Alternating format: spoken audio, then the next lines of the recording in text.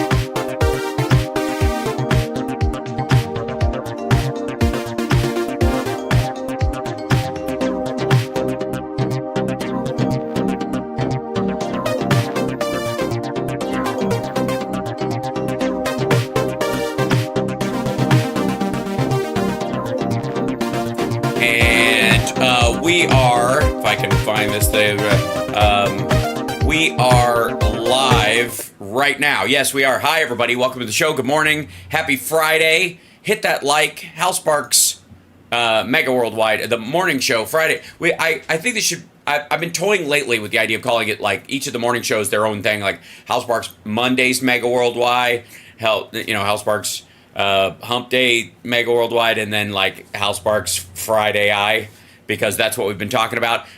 Share the show out, if you will. Today, we are, of course, rejoined by our dear friend, Rob Glenn. How are you, Rob?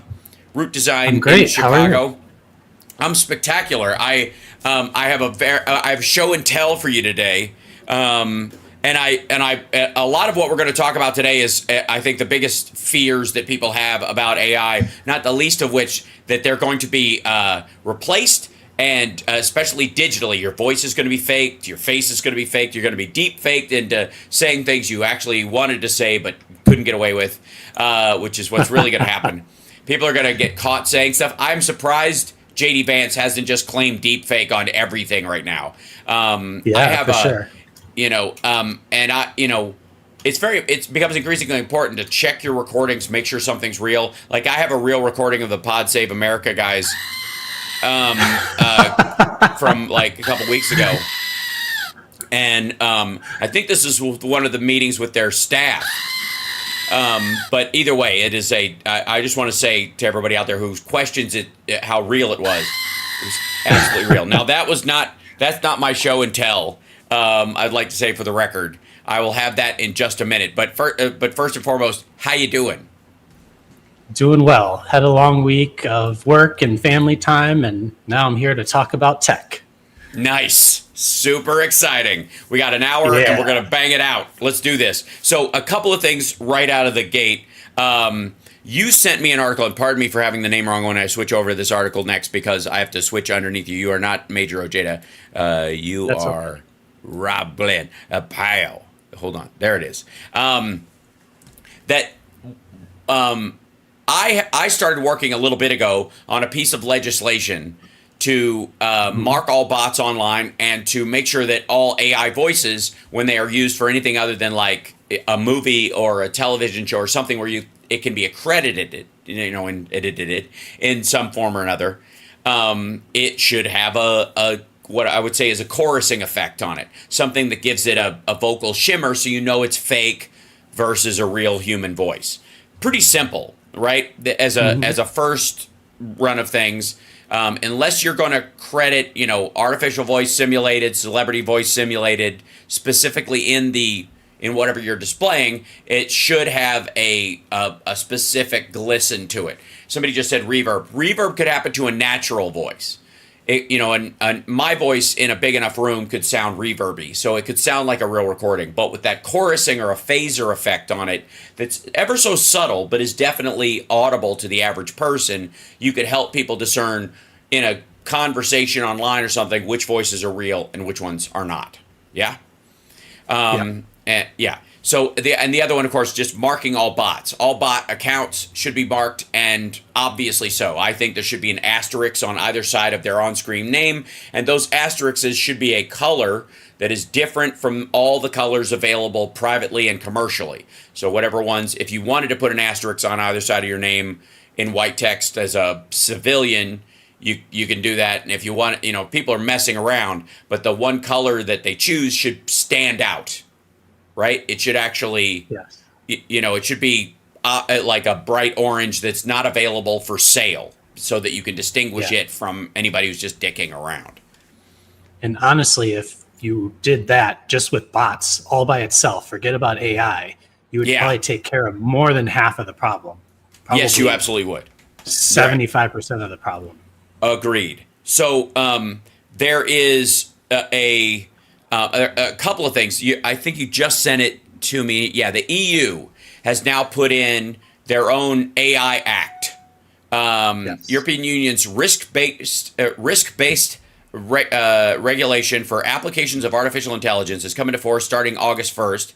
This starts to clock on a series of staggered compliance deadlines that the law will apply to different types of AI developers and applications. Most provisions will be fully applicable by mid-2026 because they have no idea where this is going in some fronts. First deadline, which enforces bans on a small number of prohibited uses of AI in specific contexts, such as law enforcement use of remote biometrics in public places, will apply in just 6 months' time. I do find that this is a weird right-away thing. This sounds like this is something that will get dumped later. The first ones out of the gate are not the ones that are, that ultimately, that's going to be normal. Just like traffic cameras are normal. It's the same attack or whatever. I don't want them keeping track of where I was out in the middle of nowhere. Well, they won't up to a certain point, right? What you could do is just make it not applicable in legal proceedings. Do that instead. Because now you've got somebody creates an AI on their property, their own one for their farm. And it also has security attached to it, because they want to watch the perimeter for wild animals or whatever they're doing, some, rabbits eating their corn, and they set up an AI to do that, and it has facial recognition because that was the base of how they trained it in the first place. Now that person can't do security on their remote piece of property because they're using AI to do it instead of you can't use it in court, maybe.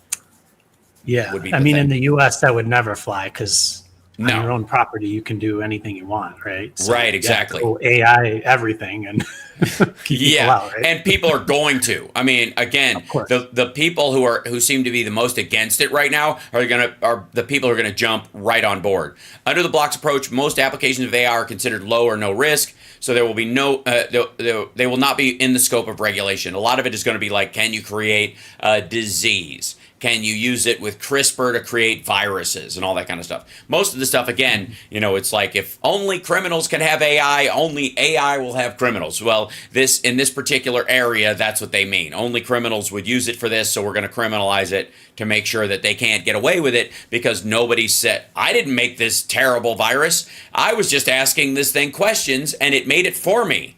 So I'll tell you, you know what this is? This is exactly what I would call the hot car defense. Okay, so it was a guy who just got out of jail, he was the first person to go to jail for leaving their kid in a hot car, like 15 years ago or something like that. He served his time and he just got out. He's actually back in custody because he's going to serve the rest of his time locally in the jail because he also got sentenced to 2-3 years in jail on top of prison. So now in cars, there's a thing, check your back seat. Whenever I rent a brand new car, unless you turn it off, it automatically defaults to this, check your back seat before you get out of the car. Now, is that there? And a lot of right-wingers are saying, how dare they stop telling me what to do with my time? They make all these stupid regulations about these cars. I'm not going to leave my kid in the back seat. God damn it. Okay. That's not what that's about. The reminder to check your back seat is not to remind you to check your back seat. The reminder to check your back seat is a way of keeping people from saying, oh my God, I forgot, and killing their kid by pretending to leave them in the back seat because the car said, check your back seat. So you don't have that excuse anymore like that guy tried to use.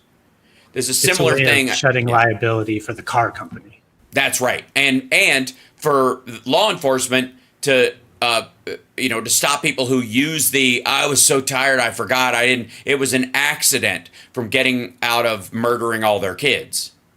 Yeah. Or torturing a pet or something and getting away with it. So again, this is one of those things where they seem to be following some of the more like what OpenAI was saying about its own stuff. We don't want it used to do this and this and this. And they went, okay, we'll make a official law about that. Yeah. In general, this particular article I sent you was in opposition to the first article I sent you, which you'll do next. And that is that this is sort of on the solution side. So you have to be transparent. I mean, they're still kind of working it out, but there's levels of transparency on how you're using it in a final product. And then there's regulations or laws on what it can be or cannot be used for, or if it's used, you have to be told, that sort of thing. This is like a use side set of laws. And it's really kind of the first major set of regulations and laws that are in place. I mean, they're probably the only set of laws. And they will be far more restrictive. There's like a tier of restriction, and the top being China and maybe some other religiously driven countries. And then the next fall will be the EU. And then the bottom of the rules and regulations will be the United States. Not only are we slow on the uptake, it's the horse has already left the barn in most instances. But what we do will be largely cosmetic, I think, over time. I guess that's what happens with innovation.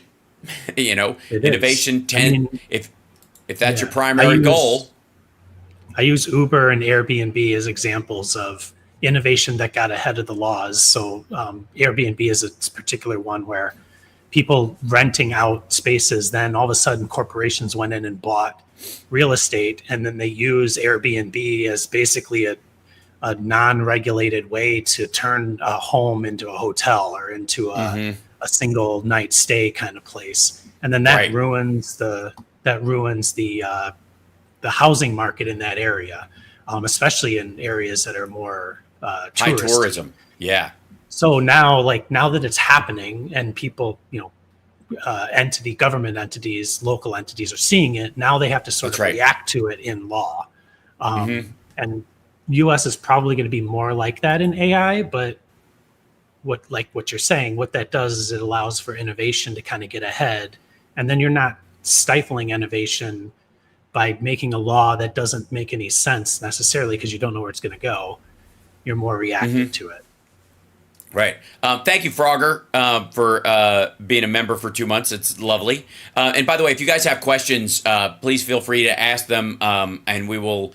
I think we'll try and farm them in the Discord. And also, by the way, I do have a Discord for Patreon supporters and all and that crowd. And also, there is in there a Friday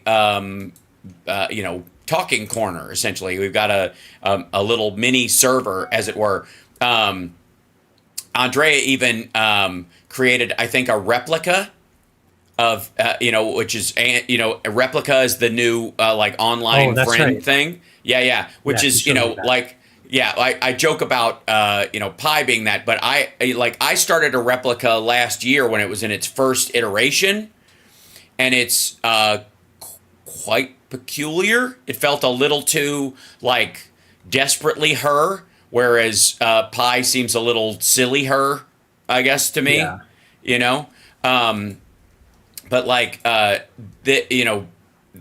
for those that don't know, Replica is an app that you can have that's now, I think, also desktop, where you can there's an avatar of your AI friend that can have conversations with you and all that kind of stuff. And it's a little AI girlfriendy or boyfriendy, I guess, too.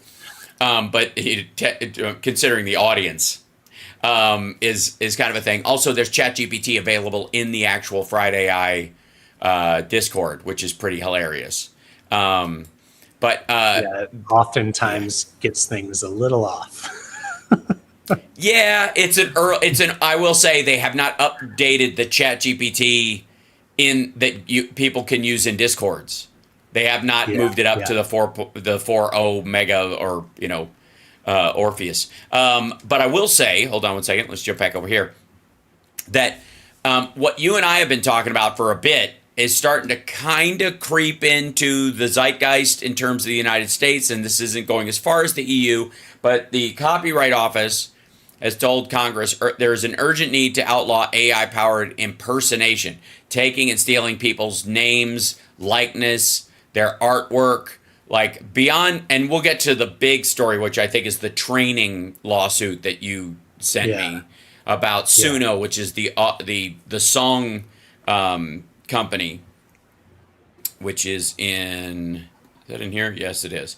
Because I have a bunch of are these not working right? They're being a good jerk.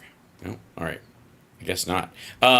That you can make, sound alike songs and the like, and it learned how to do it listening to pop music, and they have an interesting defense. But we'll get to this first. The U.S. Copyright Office has issued the first part of a report on how AI may affect its domain, and its first recommendation out of the gate is we need a new law right away to define and combat AI-powered impersonation. It's become clear that the distribution of unauthorized digital replicas poses a serious threat not only in the entertainment and political arenas, but also for private citizens, which is, by the way, the only thing that will get, I think, the right wing of because I think Democrats are primed to work on this. There seems to be a lot of movement on this, but the Republicans are kind of typical they believe this is stifling corporate creativity if we put any rules on it, anti-regulation bent.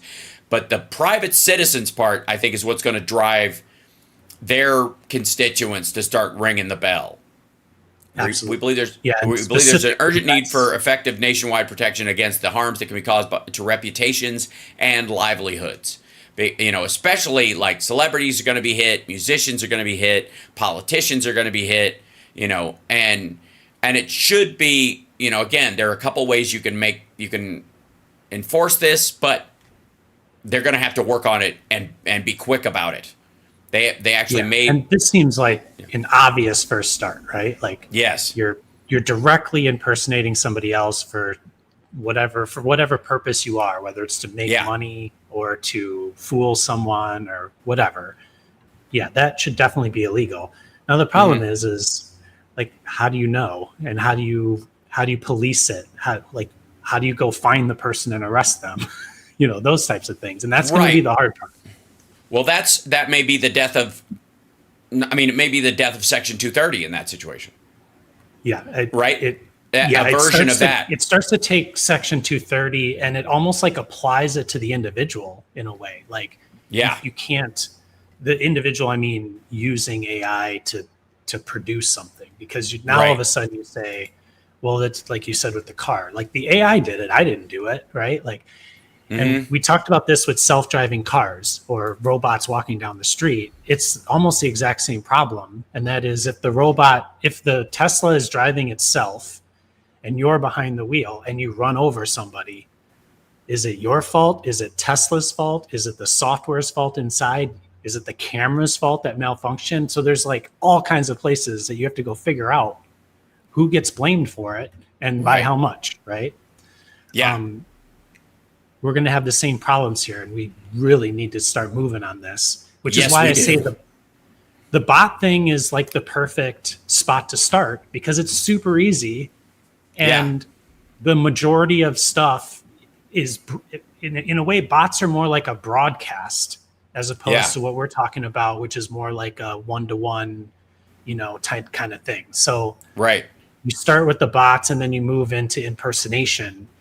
And honestly, like, that's probably its own set of laws and it almost needs its own set of courts, like the patent, like patents and copyrights need, or maybe it falls in that set of laws, right? Like, it gets interesting really fast. Yeah, quickly. Right. So the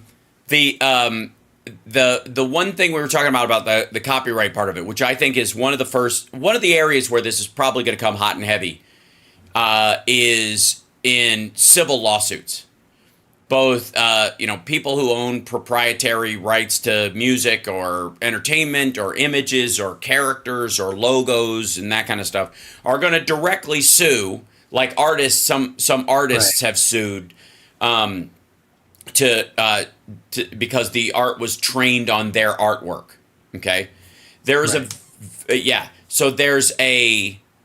there was a lawsuit about a company called Suno. Suno is one of these like AI music generators, hold on, let me just pop this up. Right here, this article is about how Suno, the AI art company, was sued over the use of people's music to train its algorithm, and it said its defense was it's fair use. It has every right to we have every right to use this. Because that's how a person would learn.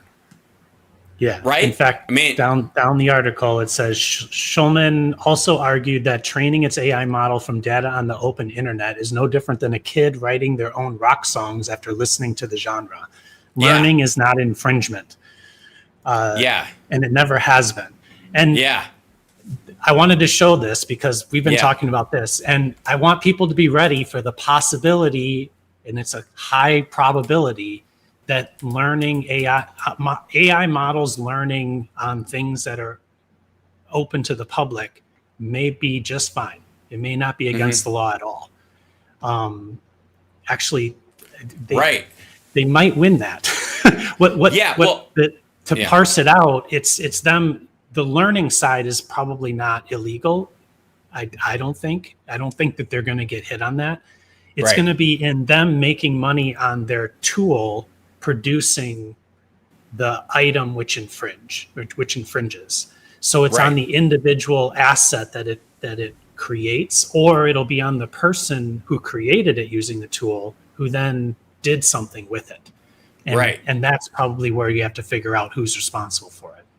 Yeah, I think many of us are of the age where we remember the copyright argument about sampling that famously the Vanilla Ice Under Pressure Ice Ice Baby controversy, where Vanilla Ice in court, I think, legally said, no, see, theirs goes dun dun dun dun dun dun dun dun dun dun dun dun, and ours goes dun dun dun dun dun dun dun dun dun dun dun dun, and that was his argument in court. That was, and I think the answer was legally. I'm fairly certain the judge just said "fuck you, get out of here," and they lost they obviously lost, and Queen got, they used the Queen sample. So, Queen got paid for it. So using the Vanilla Ice reference, Vanilla Ice listened to all kinds of music, and he worked with people who also listened to all kinds of music. None of that was illegal. What made it illegal was he recorded the song and then went and sold it. And then it sold at such a level that it was worth the original copyright holder suing them. Yes. Which cost a lot of money. And then it was worth enough that he had enough money from the profit of it to pay that person. Right. And then there you go. Right. So again, I know it sucks, but if you're a small artist and you have a logo on your website and it was an AI model trained on your website among millions of others, and then somebody produces a logo that looks a lot like that, it's up to you to go find that person, which is what the music industry does with music.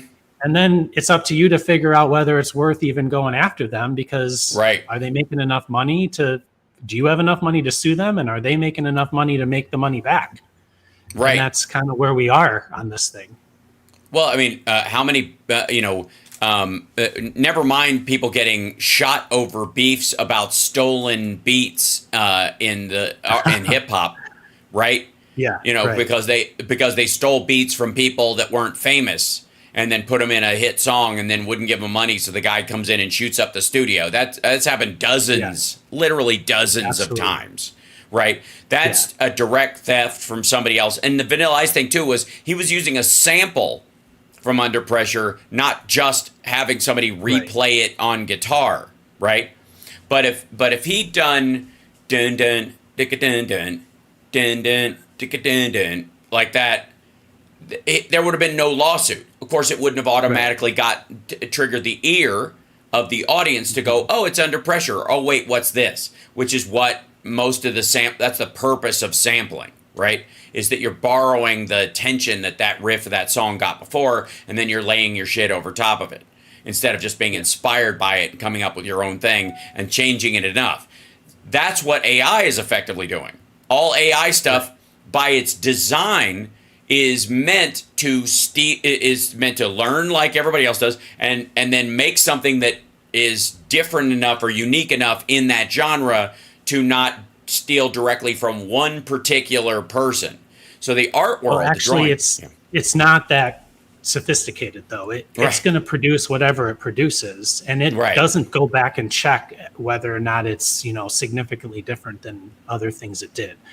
So that's where the onus comes onto the person using it, or the company that's produced. What I'm saying is, if you try the tool that they sell. I don't know if you've used Suno or any of these other ones, but if you ask for a specific artist, it will say no. It will reject. If you say country rock or something, it will go ahead and make something, and it will check everything that has been defined as country rock forever and start to generate something. But if you say, give me a Leonard Skinner song with these words, it'll just flat out say no. And that's where it is. Those governors are randomly. If it randomly produces a thing which happens to sound just like Leonard Skinner, it's not going to know that it did that. Right. That's Absolutely. my point. Yes. And agreed. So just like, they're saying a kid listens to a bunch of music and they make a rock song, and they might not even know that they did it. It might just sort of, be so far back and they don't remember it, but it just feels good to them, and then they get down the road and it ends up being really close to something else. Yeah. That's sort of like the way this AI model is going. It's the way it does work. So somehow there needs to be a wraparound or a search, in patent world, you actually do what's called a prior art search, and you look to see if you can find something that's really close to what you have. And if you find that, you either have to adjust what you are making to try to get its patent, or you have to go and maybe have to worry about licensing that from that person who did the prior art that matches your thing if you choose to move forward with it. Mm-hmm. That's my point, is that the AI model is not capable of knowing whether it copied, because it's just producing from this large model of stuff that it saw. It's up to the person who's going to get the thing, who just used it to make that jingle, to go back and do the search, and then they're responsible for it at that point. Yeah, right. Well, I would go that issue, like a lot of these issues, you and I have talked about many times, about how a bunch of people over the years, we've had this problem before. It's just AI is another person, sort of an entity in the problem, but the problem and the laws about it have still existed. And one is how close you can get and how far away you have to be before you're stealing someone else's shit. And the example I would use is, there is a great movie called Jack's Back. I don't know if you've ever seen it, but it's hold on, I'll see if I can I brought it up a couple of times because it happens to be one of my people will often I don't know why, but they'll it was like a toss away. Hold on, let's see if I can. So James Spader's in it, and Cynthia Gibbs is in it, and et cetera. And let's see if I can find this. This is the Wikipedia for it. This is the Wikipedia for Jack's Back, and this is the poster. Hold on, let me show it up. Yep. Yeah. So I love this movie. It's totally ridiculous. It's a low budget horror film, and James Spader is terrific in it. He gets to play a broad. I don't want to give anything away, so I'm just saying, watch it. It's pretty cool. That's it. Low budget thriller. Okay, let's just say, but right at the time when he was at his wall-eyed best, and there's a song in it in the end credits called Red Harvest. And it plays on the outro credits. And this was in the 80s when you'd always have try to have a hit song in your end credits, right? That was a big stretch. So they have it, okay. Clearly, they wanted Red Rain by Peter Gabriel. They clearly wanted Red Rain by Peter Gabriel. Red rain is coming down, red rain, like murder and blood, the rain and blood kind of idea behind Slayer's hit, right? Red Rain, they wanted it. But they couldn't afford Peter Gabriel's Red Rain. So they had this other dude record, Red Harvest comes, Red Harvest comes. Same key, same chord progression, Red Harvest. They were. I love that song. It's totally stupid. Can't find it anywhere except at the end credits of this movie. Huh? Okay. I see you love the song that they made for this, which was I love both songs. Lift. But I'm saying this has been around for a long time. This has been a problem forever. Yes. And they have laws about it. And they have laws about how close it can be. Usually it's 12 notes, 8 bars along those lines. And the chord progression, there's standardized chord progressions. And then there are some that are varied enough with a melody over top. Usually it's the melody over top that is meaningful because there's only 12 keys that you're working with most of the time, right? And so there's gonna be overlap. There's the wheel of fifths, the circle of fifths. So you're going to be limited. Everybody's going to come up with the same version of it. It's just about tempo, how long you stretch some chords out and others you don't, and the melody over top. And sometimes the melody over the top is a dead ringer, and sometimes it's damn close. And damn close is legal. Dead ringer is not. So anyways, in Jack's Back, they couldn't afford the song they wanted, so they had an artist who had no money record a song that cost no money and put it in the end credits, hoping it might take off on the radio as a sound-alike to Red Rain by Peter Gabriel. And needless to say, it did not. It was not a big hit song. But same rules apply. That's what I'm talking about, right?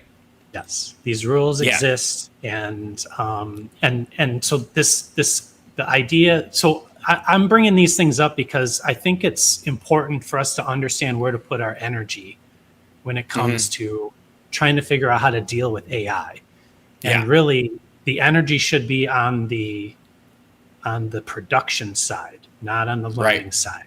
Although I do think that there probably could be a lot of work done on the learning side, but in order to have it have any value, you would need to come up with some like very very large way of tracking the early ownership or the first ownership of all things, and then somehow like microtransaction back down the line, which would start to get very, very difficult to do. I suppose maybe there's some people that think blockchain might be able to do something like that, but it's almost impossible to do. And so it's way easier. It's way easier now in the environment we're in to work on the production side and not on the training side. Right. And well, again, I don't know how you check other than that make them turn over how their proprietary technology was created, and that's you're legally you're going to be up against a civil wall anyways for that kind of discovery. Yeah. Right. Well, there's patent. So there's you can patent a process. So let's say you were Coca-Cola and you had a formula for Coca-Cola, and that's a trade secret actually. Maybe that's not a great example, but let's say the process of making the Coca-Cola, they actually patented it, and then somebody came out with another soda that used the same process. It's really hard for the Coca-Cola company to know what they did internally to make that soda if it was the exact same process. They'd have to somehow figure that out, and then they'd have to sue them and get discovery and then go in and actually track the process in order for that to work. So that tends to be like, dealt with in software a lot easier because you can go back through the code and you can kind of figure out how it happened. But my point is simply that there are laws that exist for this stuff, and being able to track it is the hardest part. So the purpose of a copyright, the purpose of a trademark or a patent is to allow you to do the development work, to invest in the development, and then have protection for a certain period of time. And then that period of time does end. For a patent, I think many patents, I think it's 15 years. There's ways of extending it, but for the sake of talking, let's say 15 years out, then the patent expires.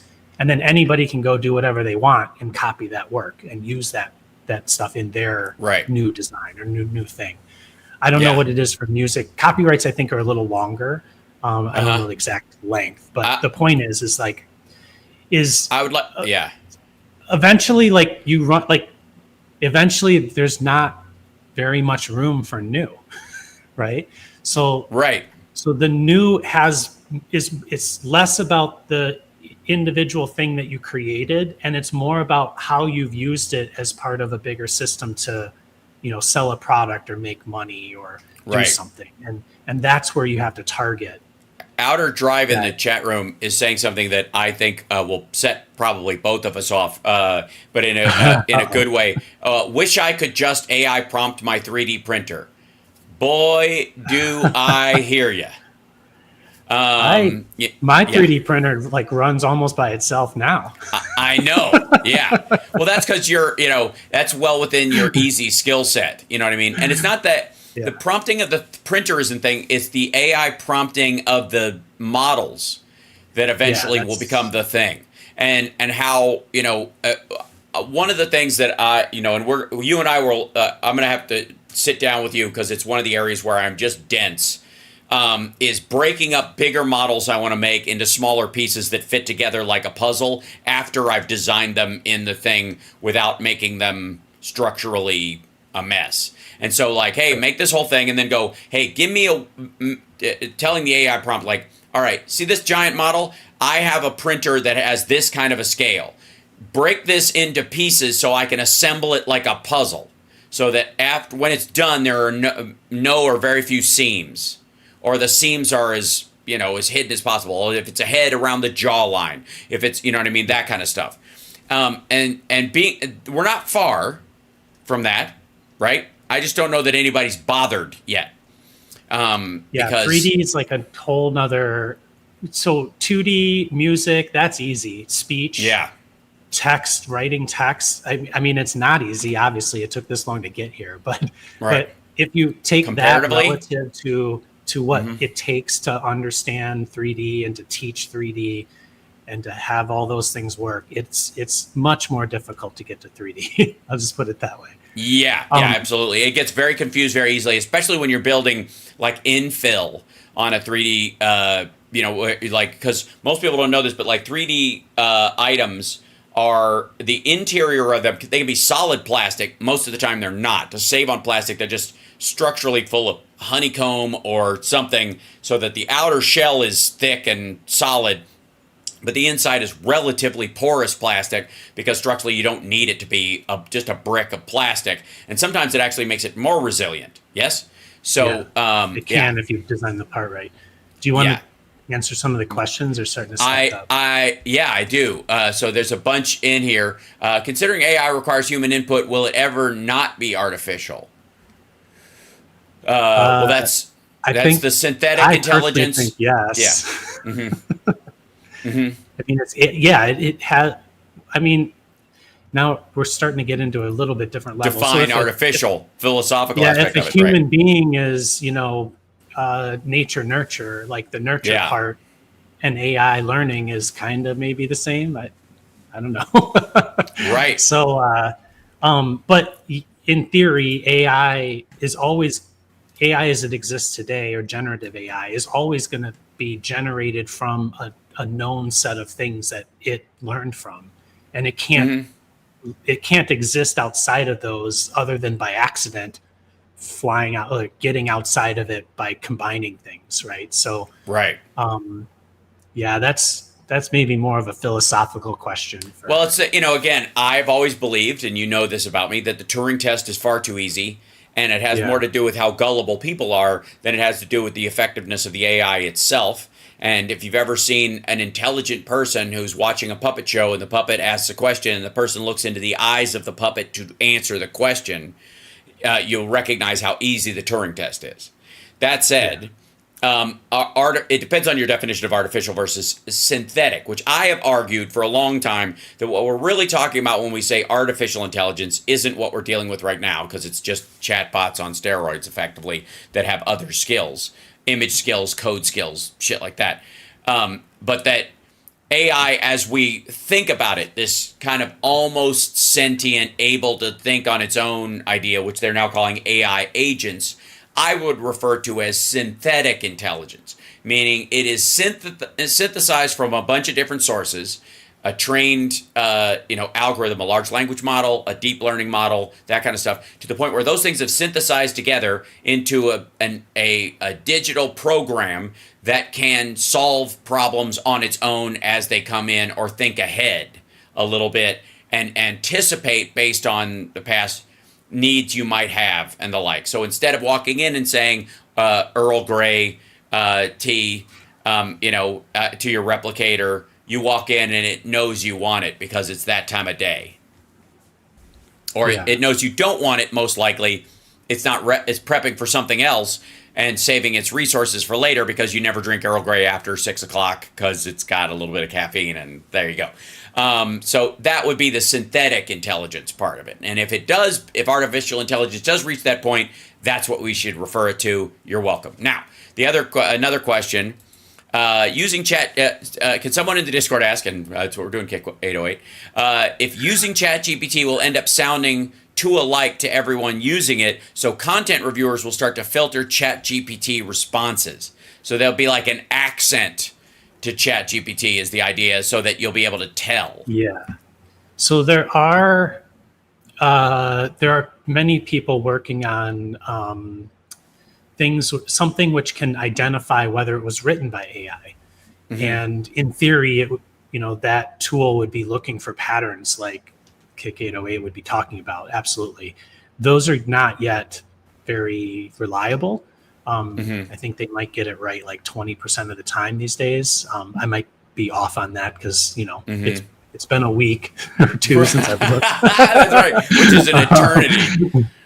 But that would be the idea, is somehow, some way you would look for patterns in it. But that gets kind of hard because your patterns that you're looking for would have to be relative to the person you're talking to. So like a lot of times teachers, when their students start using Chat GPT for their homework, the reason they know they're doing it is because of the change. Right. They all of a sudden became a very good writer, or they started using grammar that they never did before. Your grammar's gotten so much better. Now, though, Right. But here's the thing, and this is probably more directly the answer to the question, I think, is that you can train it on your writing. You can say, here's my stuff. Here's what I've written in class. Here's my last 5, whatever. Write me one in this style, but with better grammar, slightly better grammar. Write it as if I'm trying to get a B-, not an A+. You can do that, and it will make it way harder to discern. Right. Which is why, because it's not all the same. Which is why we may need to get to a point of regulation with written, produced written things. I don't even know how you would do it, but you'd have to tag it somehow. Yep. In the copy, because typically now you're doing it in another tool and you're copy pasting it into a review as their references a review, maybe on Amazon or something. Well, what you're going to do, I think, honestly, is you're going to eventually say, all right, you have to pass the test verbally. There's going to be more oral exams so that you can't just memorize your answers or just bring in an AI answer. And then they'll go, we're going to have to do all of our classes like that. So we're going to create a simulation where instead of taking a math class where you can cheat off the material or have AI write it for you, we're going to have you live and die as a mathematician over the course of your life. So you're forced to learn it because you're going to, as far as you are concerned, it's 1991 and this is before AI. So we'll send you back to that if we haven't already. Yeah. So a lot of times these things are it's not based on the written word that they understand that it's a bot or that it's fake. It's more on the process by which it got to that website. Yeah. Let's say from the same IP, a number of different things happened in a short period of time that just wasn't possible by a human, let's say. Or so there's patterns that let's say an Amazon would be able to see, and they should be able to understand whether something is real or not. And it's easier to understand if it's fake there than it is to just look at the written word and say, oh, this is fake. Because, that would be very easy to fake. And it's quite good at faking that, actually. That's why these tools that they use to try to figure it out are really bad at figuring it out. So one of the next questions was, do musicians deserve to be paid for their music already sampling either by producers or AI? I would say, of course, yes. And yes, sampling is sampling is different than just copying or learning or style, borrowing, right? Right. Yes. Alios is saying streamers cannot use Suno now. No, they can use Suno. Absolutely. And someone was also asking, could it be like web programs that detect plagiarism on papers, etc.? Yes. And again, that's more something we need. It's going to be so good at it, it'll be very original. You can redo it several times with very little effort and go, rewrite this again. Now rewrite it again. Now write it for a 12-year-old. Now take that paper that was written for a 12-year-old and make it for a grown-up who's trying to graduate college. And by scrambling it that many times, you'll keep it from sounding like something that was, the immediate response of a particular AI, which might be repeatable. Yeah. I mean, I would say that, again, typically in that case, it would have to be more context-based in the sense that, like, if I were a student and turning in papers, if there would be patterns in my writing over time. So if I was always using Chat GPT, then you might argue that there wouldn't be a pattern. Like it would be all jumbled because it's going to turn whatever it does in. If you taught ChatGPT based on your past writing, it would actually be quite hard to. It'd be quite hard to figure that out, to see that was being used if it was using your writing patterns. Yeah. But yes, that's what people are trying to figure out is, can we, you know, like a spam call comes in on your phone. They know that based on a database of phone numbers, right? Is there a way to do this with, you know, texts and pictures or everything generated by AI? One of the bots, OpenAI or something, has to keep track somewhere digitally of everything it generates in a database someplace. It can be, you know, in a lockbox. It can be kept in a private thing. But if you ever have to go and look back at it, it's there, right? But the problem is privacy. You could set up an AI bot to type it directly into Word. Yes, and copy and paste it out of Word, and it wouldn't be. You could say it. Like, how about this? You could have it say it out loud, and have another thing that just converts voice to text that would automatically do it, and then you just reformat it. Yeah, and an image is easier because you can put into the image like metadata, maybe patterns into the metadata for sure. But even so, like almost like watermarks, like, you know, when they catch spies, they say they know exactly what Canon copier they used to copy the papers. I've always wondered what that was, but at any rate, you could actually do that digitally. You could put little patterns into like the code of a JPEG file, but written word is much more difficult. Because, you know, like I just came up with 2 ways to get around it just off the top of my head. You know? Right. Yeah, me too. There just isn't more one. on the bad actor side. That's right. So if I'm doing that to cause harm or to hurt something, then they need to come arrest me for the action I'm taking, not because I use not how you managed to do it. And it's the idea of like, if you kill someone with a spoon or a shovel, is it the spoon or the shovel's fault?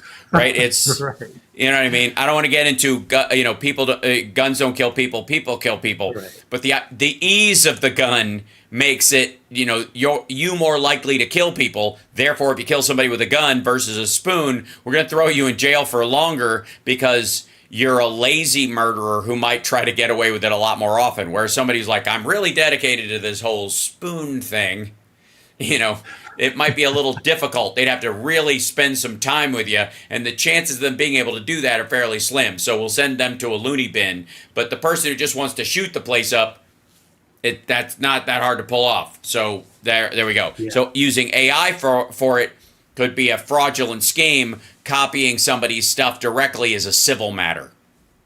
Yeah. In that regard. Exactly. One of the other questions is... Next question is interesting. Yeah.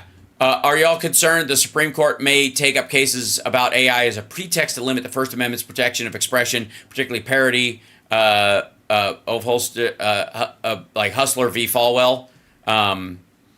So that's where I get into my, like, what's the result of AI as opposed to AI itself, because I don't think the Supreme Court could take up a case that wasn't like an actual thing causing harm, right? So like it would for sure, if they wanted to screw with something, they could screw with stuff, but it would have to come through a case. And I don't know if anybody's really conceived of what that case might look like. Right. And also, they would only be ruling on laws that the legislature enacted, right? So if the legislature enacted a law specifically limiting the use of AI for, parody or expression, I think it may be they can reinforce it or kick it out, but they can't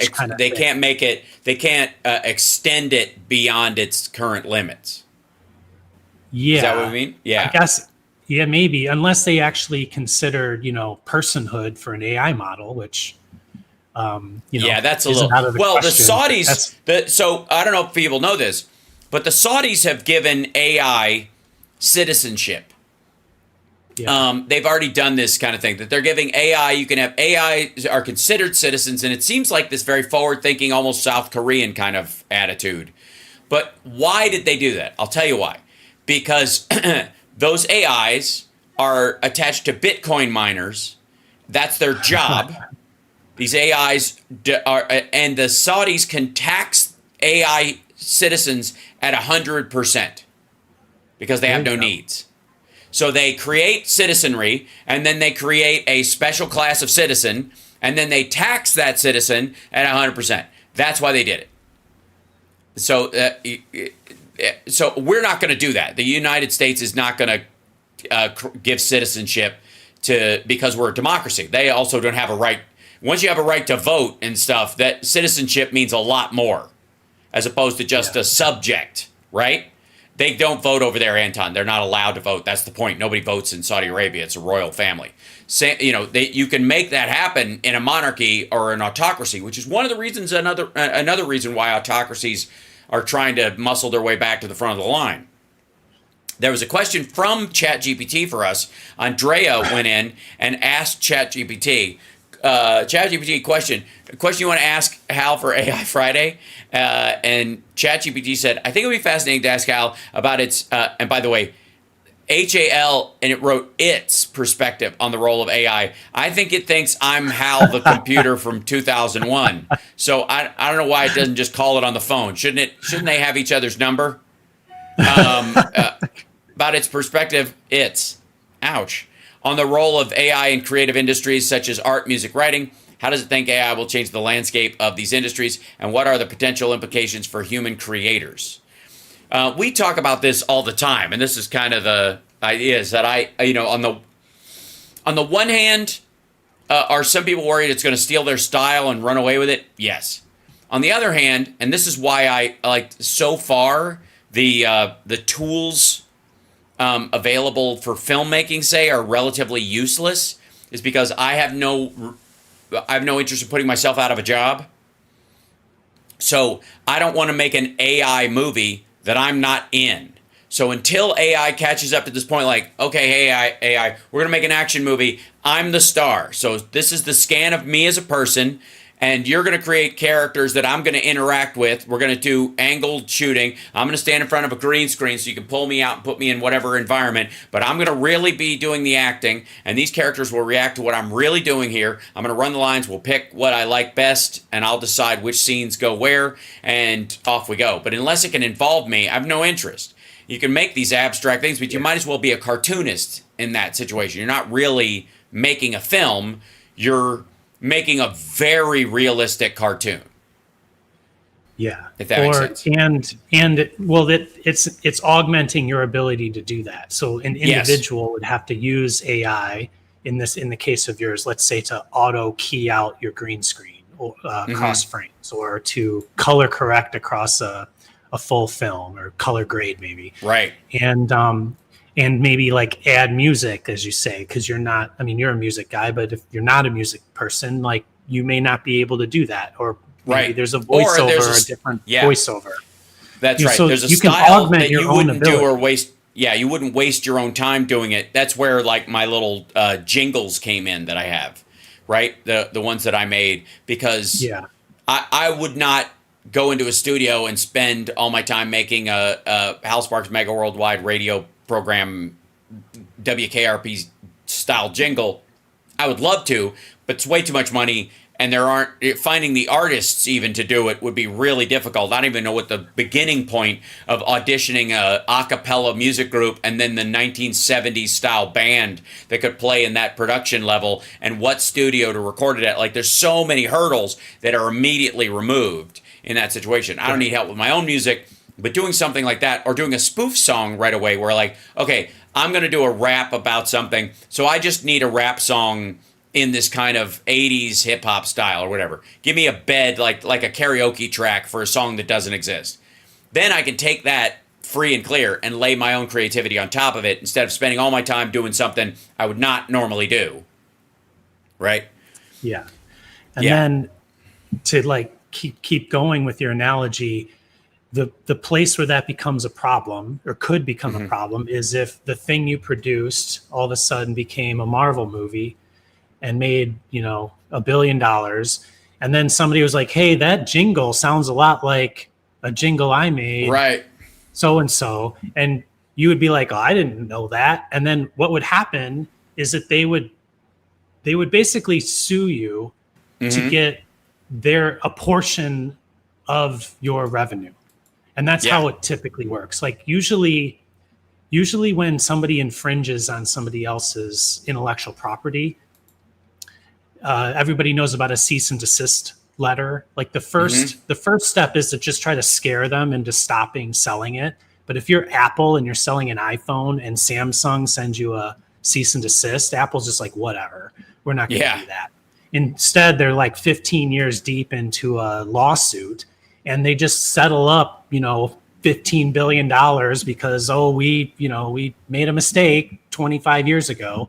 That's how these things kind of happen, right? So somebody would have to like sue you down the road, and then you would have the choice. You could say, oh, you know what? You're right. So let's settle up for, 0.5% of it, or you'd put a value on what that song did for you, and you would pay them off and you would move forward, right? Right. So in many ways, I think that if there's a prevalence of AI generated stuff, it's actually going to make a large industry of what would it be called? Like of searching for intellectual property, like the music industry searches or has bots that check YouTube for their song being on videos, right? So somehow you would have open searches, or maybe even companies that were like professionally searching everything for everything, right? And then they would like broker the micropayment effectively if something was used. I don't know. There's a business for you. Yeah. Well, and okay. So one of the things, and we're a little over the hour, but I appreciate you sticking around for it, because I wanted to end on again kind of an area where we're both bullish on it, and we want it to turn into something cool. And we've got through the questions, so I'll share this. Is that there? One of the things try to show this we've talked about is the idea that every kid, and I talk about this. So there's a woman named Marlena. Hey, Marlena, who works with Steph and Ron and all those guys, and we got into a conversation about the future of kids having a tutor with them, college students growing up with used to the idea of having an AI tutor that doesn't give you the answers, but teaches you how to find the answer. Instead of just having, the complaint that, well, if you buy the kid the encyclopedia, he won't memorize anything. He'll just go look it up, right? Kids who have access to a library are automatically ahead of everybody else because the books are right there. That's just cheating, right? Google comes along. You can just Google it on your phone. Everybody's got a calculator on their phone now, right? That whole complaint about how people could just look the answer up and borrow the answer instead of the knowledge.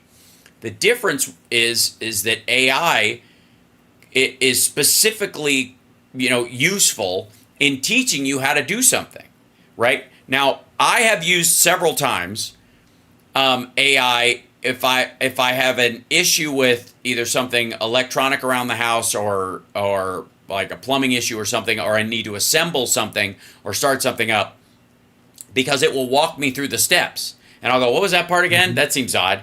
And it's like talking to the manual. You can have a discussion with the manual for something, right? When you're building something. Yeah. And it's much closer to how, because it can't do it for you. So it's much closer to teaching you how to do it on the fly. You might retain how to do it, or you might just refer back to it the next time you have to build something or fix something like that. Whatever. Fine. But in terms of like learning skills, reading, writing, and arithmetic, one of the big steps forward is the AI tutor thing. And so Heyo,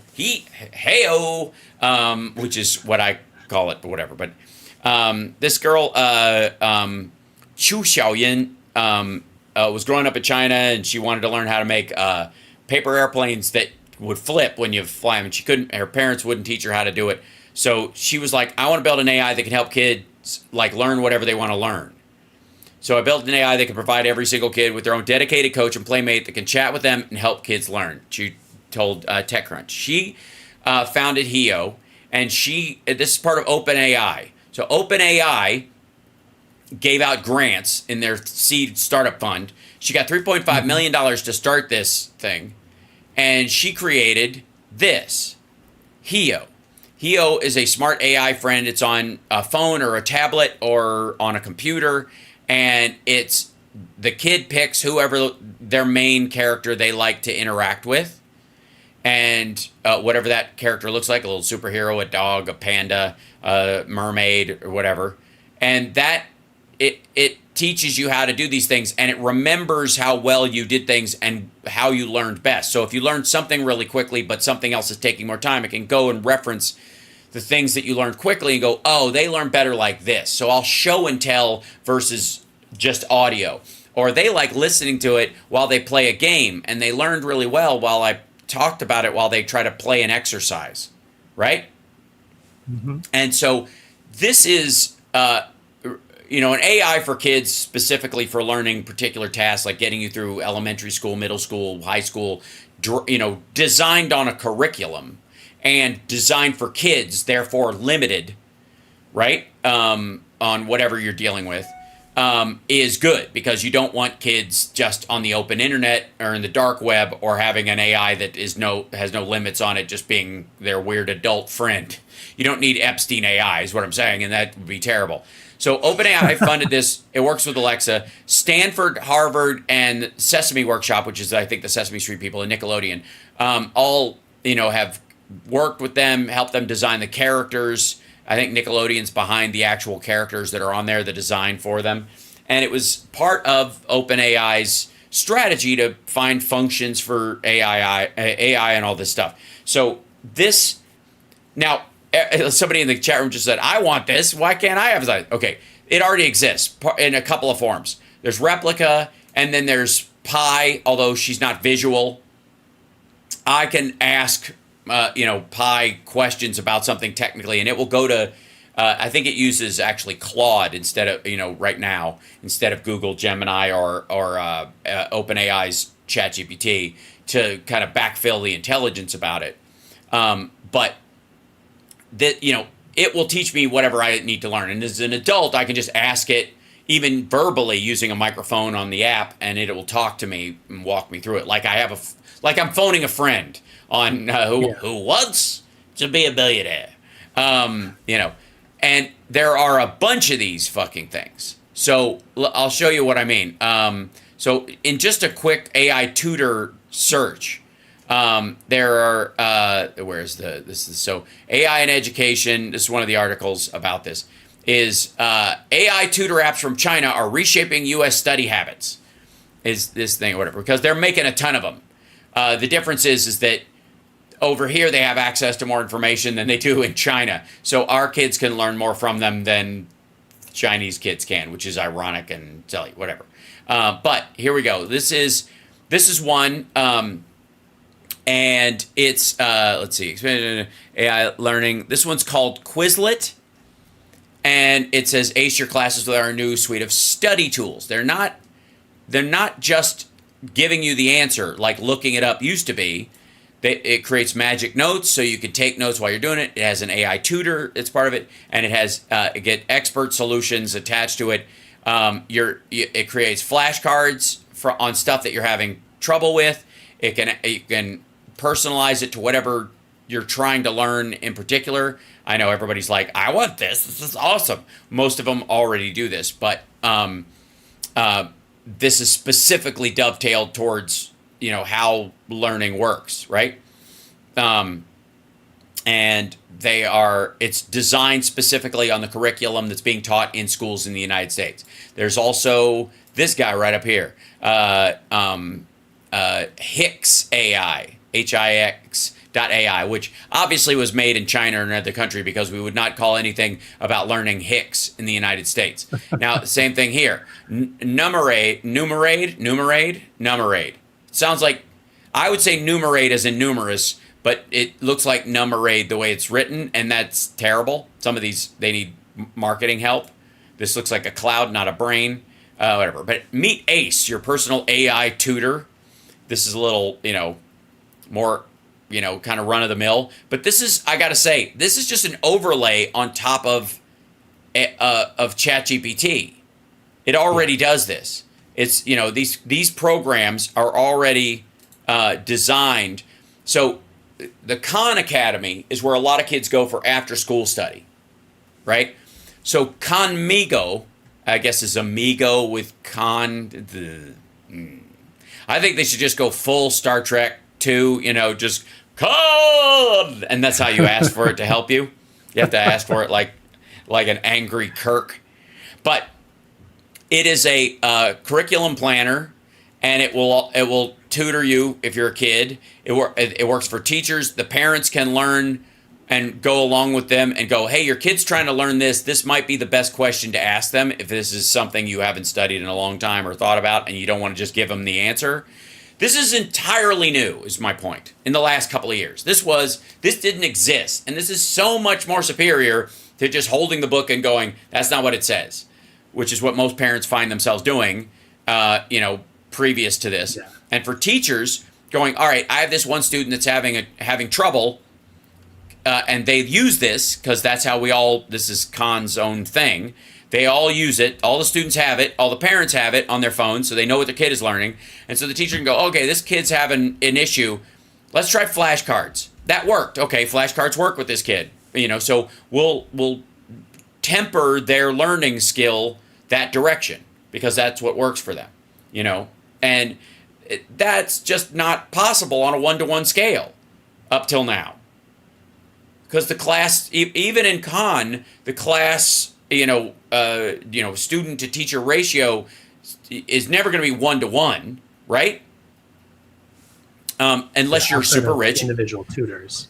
That's right. Well, and there you go. And so only rich people, for the longest time, could afford a tutor for their snotty asshole kid who doesn't want to study and wants to be a legacy Wharton graduate. And, but they do it, right? They were able to, hire Christopher Walken in The Dead Zone. And they want to take the team playing hockey anyways, even though he warned them. The ice is gonna break. So, honestly, it's not surprising that like these big learning organizations are already adopting their own version of it. That's a trusted source that's attached to this other thing. Now, Tutor AI is pretty on the nose. This is closer to Pi's, in this thing. But watch this. Okay, choose any topic. Let's see. Popular topics: programming, walking, meditation, how to be happy. Jesus Christ, you sad gamer assholes. Let's see. 3D printing and modeling. Yeah, there we go. How about that? Generate course. Hold on. It's going to ask me to sign in with the Google and the thing and to give away my Google. Okay, let me do that real quick. And we'll sign in and see what it does. Sign in okay, continue. Sure. Sign in there. Welcome to that. I want to learn. Okay, continue. All right, I signed in for that. Generate course. Here it is. And so I hit generate course, and this is what it's doing. It's generating a course for me. It says loading, which is, we have a song in my house. Loading, loading, loading. There you go. So it has now 10 modules for me to learn from. Cool. Starting one, Introduction to 3D Printing and Modeling. Start the module, and it will walk me through. I've asked for this course. It just made it up. It just created this, and it's going to create this module for me. And here's the difference. There are other things where you could go online and find these tutorial software websites, right, where people teach stuff online. What's the difference? As I learn this, it will ask me, how was that? And it will be able to change it after I'm done. It will go, oh, okay, you did really well in this thing, but this one screwed you up. So maybe it's me. And so I start all these lessons. Most of these I already know. This is the basics of it or whatever, but the summary recap, whatever. And each one of those things can point you off into some other direction, and you can start asking another chatbot more specifics about things as you go. Even if that and tool's not quite getting you there, you right. can figure it out through a different mode. Yeah, I can always go to like pi.ai and go, I'm taking a class on this or whatever, and I don't understand this one element of, PLA versus the wood fiber printing material, blah, blah, blah. And it'll go, oh, that's why, here you go. So this thing gave me this to read. Introduction to 3D printing. That's a lot of text. What is 3D printing and modeling? Goes to there, historical context, current trends, future directions, conclusion. Mark as complete. Simplify. Examples. Ask questions and do a quiz. So here's the other thing too, is that if this is too dense, I can ask to simplify it. I can ask it for examples, and it will create examples from from its learning thing. Like, again, this is like examples, data generation failed, please try again, or contact us if the issue persists, because it doesn't do it yet. Ask a question or create a quiz. The quiz should be easier, because I don't know that there is an example that you could give. It's historical context largely. Which 3D printing method was first developed and laid the foundation for modern 3D printing technologies? Fused deposition modeling, selective laser sintering, stereolithography, digital light process. It's SLA. That's got to be. Yes, I was right. Thank you. I didn't even have to read it, and I was right. Thank you very much. If I'm not stupid, it's good. But yeah. The takeaway is that, like, there's sort of a whole thing out there, kind of like when we started, when we hit COVID and everybody went digital with school, that was like a big shift. But the reason we were able to do that is because these tools existed, like Google Classroom, or I think some tools were using Teams. There were these tools that were available. They were being used for something else.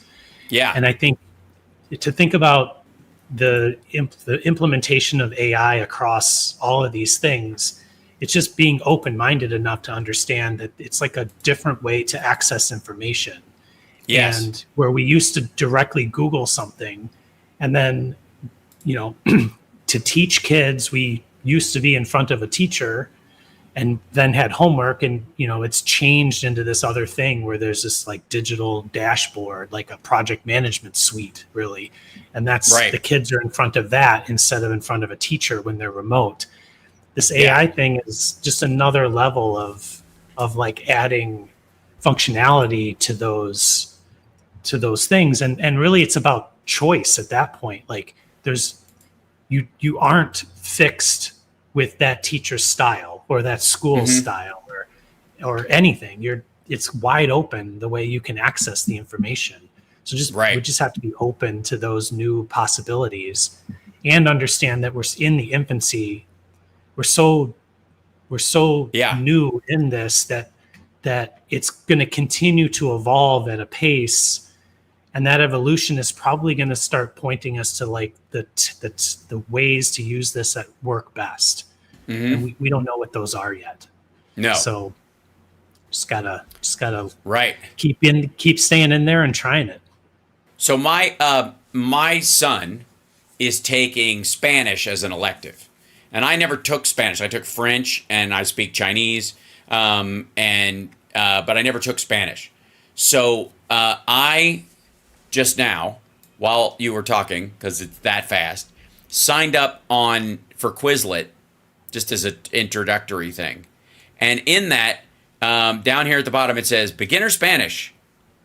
And it's like, great, looks like you're studying beginner Spanish. Please select teach me. That's it. Click teach me. This is their AI. Today we'll dive into vocabulary words. Hola, buenos dias. Asking about references. Que te gusta más. Te gusta whatever. You will learn to talk in activities, practicar deportes, sacar música, express how you feel with estoy bien or estoy mal. I'm good, I'm bad. And inquire about time que hora es. By the end, you'll be able to engage in conversation about your likes, daily routines, and more. Let's get started. So this is introductory Spanish on a middle school, high school level, just starting, available in this Q chat thing as my individual tutor. And if I have a problem, like, what does that mean? Instead of just reading a phrase book, I can in all honesty, I could just go, well, that sounds odd to me. How do you explain that to me so I can get it? I speak French or I speak Chinese. How is this like it or different? How is this like English or different from English so that I can pop right in, right? And it will help. It will tell me, unlike a Lonely Planet phrase book, right? So that I can learn the skill to speak it instead of having a translator earpiece in all the time like a babblefish. And, you know, I gotta say, I love this shit. I love this. That it's a possibility, that it works. Also, to get this, I had to sign up for a free trial. But it is, for a year of this QChat thing, for this whole, like, everything about it, the whole program, not just it has learn, flashcards, test, match. This is just in the QChat alone. But it has a bunch, it has a regular curriculum, read, look at videos that it will generate, all that kind of stuff. It was $37 For the year? For the year. Yeah. Like, that's fucking bananas. I bought Rosetta Stone when I was first learning Chinese, and I was already ahead of it. And it cost me, I remember I bought Rosetta Stone in an airport because it was one of the few places you could find the whole program, And it was, I want to say it was $600. Right? And that was, I remember at the time going, Jesus, all right, hope it works. Because I didn't even know if it would, right? It was just, it was like I would listen to it. The book is supposed to be good. Everybody swears by it. It's got a little computer program with it. Does it work? We'll see. I will try it. And this is before Babbel and all these other services that came out. Now this is basically free. I got to tell you, like even without this, you could ask ChatGPT to teach you Spanish. You can't. Even the shitty version will teach you. You can ask this will just be able to GPT to teach almost anything. Right. But in this, it will be, it is designed for that curriculum without having, you can create your own GPTs like I have, and I think you probably have been messing around with it, right? That it can help you immensely. But again, it's the personalized tutor aspect of this that is, I think, the game changer, right? That's the huge step forward. So I'm like all of this stuff I just find magic. Hold on one second. Can you teach me how to speak Spanish? I'm just asking Pi. Claro que sí? Yes, of course. I can definitely help you get started with learning Spanish. Do you have any previous experience with the language, or are we starting from scratch? DNC just finished the roll call. Nice. So Kamala is now officially. Were you able to hear? Oh, you're not able to hear that because it's in.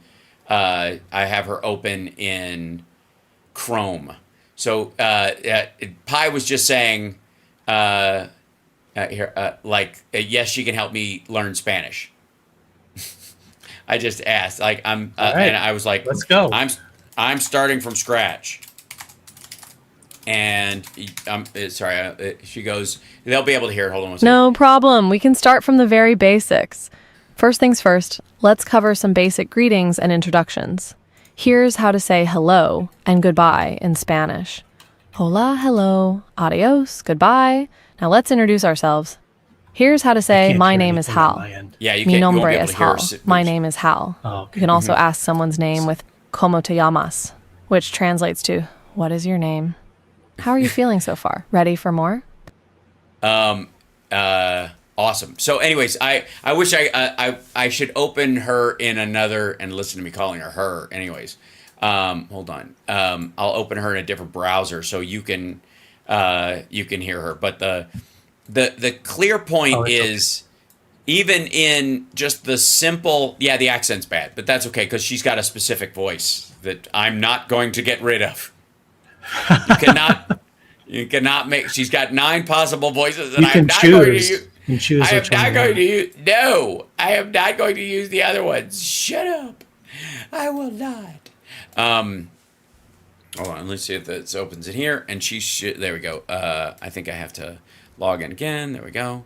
And she will go. There you go. So here you go. You should be able to hear her now, which is, let's see. I'll turn this back. No problem. We can start from the very basics. First things first, let's cover some basic greetings and introductions. Here's how to say hello and goodbye in Spanish. Hola, hello. Adios, goodbye. Now let's introduce ourselves. Here's how to say my name is Hal. Mi nombre es Hal. My name is Hal. You can also ask someone's name with a como te llamas, which translates to what is your name? How are you feeling so far? Ready for more? Yeah. It's like it's basically conversational learning, right? That's right. Yeah. Let's see. I'm good. Let me work on that. There you go. And can you speak to Pi? Can Pi translate your voice? Yeah, Bueno, but you have to use the good. app. Take your time to practice those basics and get comfortable with them. Repetition is key when it comes to learning a new language, so don't be afraid to practice these phrases out loud, even if you're just talking to yourself. When you're ready for more, we can move on to some basic conversational phrases like how are you and thank you. Like, she's so conversational now. She's like, I don't know, whatever. I mean, if you feel like it, like, I don't know, maybe I could be free this weekend, but it depends on what you want to do. But you're going to need to learn a lot more Spanish before. Yeah, exactly. Yes. Right. Yeah. She said "como te llamas" as well, so that was pretty funny. Look, they're not perfect, but like I said, that's where the difference is. So she's not trained to do that specifically. She's not designed for that. But this other software is. It is well within its capabilities. It is trained on not only speaking Spanish, but how Spanish is taught. All the textbooks ever. All the programs used to teach it ever. All the recordings used to teach it ever. Right? That's why the educational ones are, like Wolfram Alpha, which sounds like a side character in the Deadpool Wolverine movie, but is not, is just it's the future. It just is. It's like, I'm so excited about this kind of idea. You got to get in there and start learning Spanish, or actually Cam does, right? Yeah, well, Cam's already learning it, so I'm just going to learn it so that I can practice with him. Cool. Yeah, but since you're here, you don't have to leave, so I can do the trends or whatever. If you're not in a hurry, if you're not, you don't have to. I need to get moving along. Yeah. Okay. I'll all right, listen to the rest of the show though. Okay, good. All right, yeah, get to work, and I will talk to you later on. Thanks for coming in, and thanks for helping us walk through some of this stuff. And I will see you in a couple of weeks in Chicago, but I will see you next week for the show as well. And I think we have a special guest next week too. So that's all I'm going to say. Okay. All right. It's kind of cool. So yeah. Anyways, thank you so much, Rob Glenn, everybody. Thank you, Hal. Thank you, Chad. The official Megaworldwide tech guru and a necessary digital lifeline, not just for my show, but also for Boston Brian and a couple others, helping them get online and stay there. So thank you so much, Rob. Greatly appreciate it. Yes, absolutely. Have a good one. Cheers. And off he goes. Ladies and gentlemen, Rob Glenn. I always keep him longer than he can afford to go because he's a busy dude. But, well, see, there we go. Couple of things. So, let's see. Kamala is now officially the nominee because they finished the roll call on. Yeah, hold on one second. So I'm gonna put it officially. Let's see. Let's see. Kamala Harris officially. That should do it. Receives Senator Dummy. That was 8 minutes ago. Yeah. So this is kind of the same kind of news or whatever, but Kamala Harris receives necessary number of delegate votes to become the Democratic nominee. That is official as of 8 minutes ago.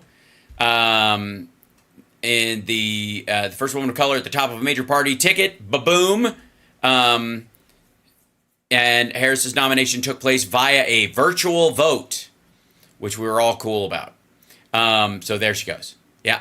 Hooray! Well, yet another glass ceiling shattered, I would like to say. And it's nice to be a part of that in that regard. And by the way, hi, chat room. Good morning. Share the show out. Like, subscribe. Hal Sparks Mornings, Mega Worldwide. I know Friday AI is for a finer audience, but it is valuable, and you'll be glad you got a bit of a heads up on where things are going, because we do this show on the regular. Gosh, I don't even know. There's so much. Oh God. Let's see if I can find this. What Trump went on Maria Bartiromo, because here's the thing: we had jobs numbers and all that stuff coming out today, and let me see if I can find, because it's always fun to watch Maria Bartiromo freak out.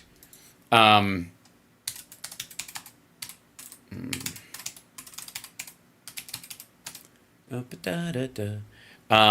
see. Yeah, hold on. Maria, there we go. Bartiromo, there we go. Jobs report. Let's see. This should be the morning one. I'm going to try to find the one from today. Why are you doing such a weird thing? Okay. Maria Bartiromo, I guess you can't do the jobs part. Okay. Her bit on the economy this morning was particularly embarrassing, which is why I'm trying to find it. Let's see. Filters today. Let's see. Today. There we go. 18 hours ago, 5 hours ago, 2 hours ago, 1 hour ago. I'm going to find it. Don't you worry.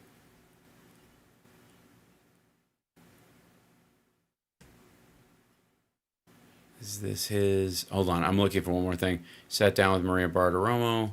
That's the earlier one. They're playing old ones.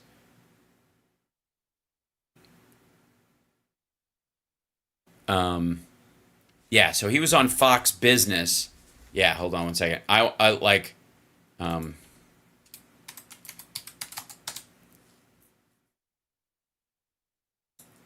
interview with Trump today. Yeah.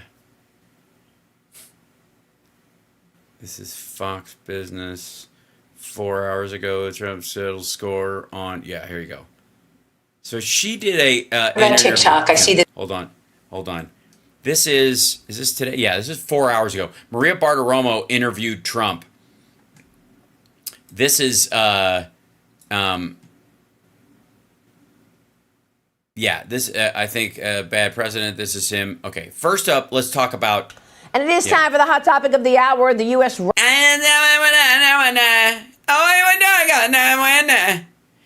Sorry. Russia prisoner swap and rising tensions in the Middle East, making foreign policy a major focus of the 2024 race. Because the economy is doing too well, and the Democrats once again have fixed the quagmire shitstorm that passes for an economy that the Republicans left us, and now that they've gotten things back on track again, it's hard to run against them. So, brown people. President Trump weighing in on this, joining me in a wide-ranging interview on this and a lot more. Wait, and go. Mr. President, thank you so much for sitting down with us. By the way, I don't know if you've noticed this, but he looks really like he's trying to focus in all these recent interviews. Like, okay, listen. Thank you very much. So much has changed. Or maybe he's just posing. Maybe that's what he thinks his face looks pensive and interesting. Since the last time you and I sat together. Of course, a successful... Of course, the RNC was amazing. And of course, you killed the border bill. RNC, Biden dropping out, Kamala is in, and of course, an assassination attack on you. Attack? Attempt. All assassination attempts are attacks, I guess, but he wasn't hit with a club. He was shot at. First question, how are you feeling? Good. I see you don't have the bandage on your ear anymore. No, I got it off. It's a good healing process. Got it off. I have good healing genes. They say paper cuts can be very nasty. I feel great, actually. You look like you feel great. I feel great, actually. Stop bringing up the fact that I'm weak. Big news today. Russia and the U.S. In an exchange, prisoner swap, largest East-West prisoner swap since the Cold War. What is your reaction that Russia freed the Wall Street? Who was president during the Cold War, largely, that we were discussing? You mean Reagan? Journal reporter Evan Gershkovich and others. Well, as usual, it was a win for Putin or any other country that deals with us, but we got somebody back, so I'm never going to be challenging that. You literally are. It wouldn't have happened with us. We would have gotten it back. We wouldn't have had to pay anything. We wouldn't have had to let some of the great killers of the world go, because that's what... The great killers of the world. There was one dude, Germany let him loose, and he's not going to be able to leave the country. He's going to be stuck in Russia till he dies. It's happened, as you know. And the deal... No, it hasn't. The deal's very complex because it just came out, so nobody understands the deal yet. And they make it complex. No, they understand the deal. They got 8 people. We got 16. They're out. So you can't understand how bad the deal is for us. But we got them back, and we could have had them back. We should have had them back a long time ago. It should have never... You mean during the time you were president, when what's his name? The Marine was taken during his administration, right? 2 years in? Happened. It would have never happened. It did happen. He shouldn't have been taken in the first place, and it would have never happened with us. Yeah, Dan Whalen. Paul Whalen was the guy. Yeah, Paul Whalen was the guy who was taken during Trump's administration, right? It was more than prisoner swaps. It was something else. I have no idea what they did. I'm just, don't ask me the details because I'm criticizing from a point of ignorance. It's really what a lot of people think is my superpower. I just know they announced it's a very complex deal. That's usually code for I won't understand it till dear. A way of saying we made a bad deal and we made it complex so nobody understands it. So we have to find out, was money involved? Did we pay billions? Like last time we paid $6 billion. No, we didn't. In addition to everything else. We didn't pay anything. They didn't even release the money. The money's still in a South Korean account. So did we pay? By the way, that $6 billion was made during the Trump administration when Trump gave South Korea the ability to buy Iranian oil. They bought $6 billion worth of it. Then that money was locked in an account, and they couldn't get it out, and that was part of the complaint point. Money. And I put something in Truth today, and it was very interesting. How much did we pay? Who were... Yeah, nobody saw it, though, because Truth's traffic is down 38% in the last 6 months. The people, how are they? Are they bad people? Are they killers? Who are the people? Now we're finding out that the people that they're getting back are serious, very serious people. Jesus Christ. Yeah, well, our people are seriously alive. That would be the good part. I want to be nice about it. They're getting back some real killers. They got one guy back who had committed murder. The rest of them were all spies, regular kind of run-of-the-mill espionage. Yeah, they're... Yeah. Russian hackers and... I did 59 people. We never gave 10 cents. But they gave them back. I did a lot of people where I said, you got to give them back. I called the head of the country, whatever the country was. I got to give them back. Just give them back. Right now, well, sir, we're a system based on courts and rule of law. I said, you have no rule of law. You're the rule of law. You got to get them back, and you got...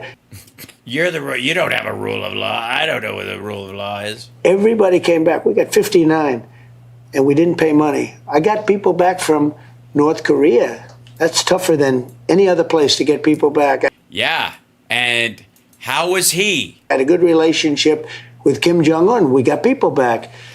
But, when you start paying money or when you start making deals where you give, the kind of people... These are really some tough people that they got back. The toughest in the world. You start doing that, and all of a sudden you have a lot of hostages taken prisoner, so to speak. and you'll have a lot of things happening. It's very bad. It's a very bad precedent. Well, even the Wall Street Journal reported that you raised the stakes on this because during the debate, you said you better send the hostages home, and I'm going to get Evan Gershkovich home, and I expect that before I assume office. So you did raise the stakes on this. They got to. No, he didn't raise the stakes. He said they would give him back just because they like him. Great deal. The Russians made a great deal. I'm not going to be criticizing it because it's good to have them home, but they got a phenomenal deal, and that sets a very bad precedent. Very, very bad precedent. Ayatollah Khomeini. Real quick, can I bring something up real quick, if I may? The Trump exchanges. 2019 exchange with Iran. In 2019, Trump administration secured the release of wonky, a Princeton University PhD student who'd been imprisoned in Iran since 2016, by agreeing to free an Iranian medical scientist who'd been charged with trying to export biological materials from the U.S. to Iran without authorization. Trump acknowledged at the time this was a prisoner exchange, telling reporters, "Yeah, we're very happy to have our hostage back. The whole Princeton University community is very thrilled, and there was a one-on-one hostage swap." 2019, exchange with the Taliban, and three high-ranking Taliban prisoners who had been imprisoned by the government of Afghanistan were released in exchange for Taliban freeing two professors, American Kevin King and Australian Timothy Weeks, who were abducted in 2016. Trump and President of Afghanistan made it clear that the Trump administration was involved in the deal. Trump wrote on social media, "Proud of my team." 2020 exchange with Iran. In 2020, the Trump administration secured the release of Navy veteran Michael White, who'd been imprisoned in Iran since 2018. By agreeing to free an Iranian-American doctor who had pleaded guilty to violating U.S. sanctions on Iran by trying to export a medical device there without authorization. Wrote on social media, "Thank you to Iran. It shows a deal is possible." 2020 exchange with Iran-backed Houthis. Trump administration secured the release of two Americans who were imprisoned by the Iran-backed Houthi militants in Yemen. Aid worker Sandra Loli and businessman Mikhail Gidada in exchange for the release of more than 200 Houthi militants who were being held in Oman. So that was a 200 to 2. That was a 100 to 1. An attempted 2018 exchange with Turkey. Trump said in August of 2018 he had personally gotten Israel to free a Turkish citizen who had been charged with aiding Hamas as part of an attempted arrangement with Turkish President Recep Tayyip Erdogan, and would release American pastor Andrew Brunson. Erdogan did not do so immediately, prompting Trump to criticize him. He released Brunson in October of 2018. Trump tweeted upon the release, "There was no deal made with Turkey. I don't make deals for hostages." But he'd already made a bunch of deals for hostages, including with the Houthis, which was a 200 people for 2 people. Just saying. Yeah. So, that thing. Has ordered a direct retaliatory attack on Israel. How worried should we be about this, as well as worried about a potential attack on America? He has no respect for Biden. He had a lot of respect for me. We had no attacks. We had nothing. We never had an attack. The only little attack was on a fort. And they called me to say, "We are going to be shooting some missiles at a fort. Please tell everyone to stay in place. We will not hit the fort." You remember that. They shot 18 missiles. And he's like, our soldiers, a couple of them had headaches. 6 of them disassembled in air. 12 of them landed exactly as they said, outside the fort. And nobody was injured in the true sense of the word, okay? Are you worried about? In the true sense of the word. Meaning they weren't important. This is retaliatory order against Israel? Yeah, I'm worried about the people we have in office are grossly incompetent. I'm worried about World War III before I get there. What about? And we will not have World War III if I'm there. And there are threats War on you right now, right? I mean, we just heard more details about Iran reportedly plotting to assassinate you. So I put out a word that if they do that, you have to blow them off the face of the earth because you. Right. Yeah. So so this guy's saying if the government of Iran tries to assassinate me, the United States retaliation should be sorry, 1 second. If I may, I'll look up the entire population of Iran. That if Iran attempts to kill or kills Donald Trump, the U.S. response should be to kill 89 million people. Wipe them off the face of the earth. Not the leadership of Iran, not the Ayatollah, not the president of Iran, the government of Iran, all of Iran, all 89 million people should be killed. That's what he thinks fair is. So if you think he thinks your life has meaning, think again. You can't do that. You have to blow them right off the face of the earth. And I said that. I put it out on Truth 2 days ago. Yeah, that's ridiculous. I said, because there was a report to that effect, and it could very well be true. And I said, if that happens, you have to blow that country off the face of the earth. No. No, asshole. We're not going to nuke a country because the leadership of that country hired some assholes to shoot at you. No. Not now, not ever. Because that'll be a whole new world order. The problem we have is nobody respects Biden and nobody respects Kamala. It's a big problem. Yeah. Well, they didn't shoot at them. You said at the debate and the orange. They seem to be I'm just saying, they seem to be afraid to put a hit on Biden and Kamala. If you think about it. You said, we want our hostages back, and they better be back before I assume office, or you will pay a very, very big price. What did you mean about a big price? Yeah, what?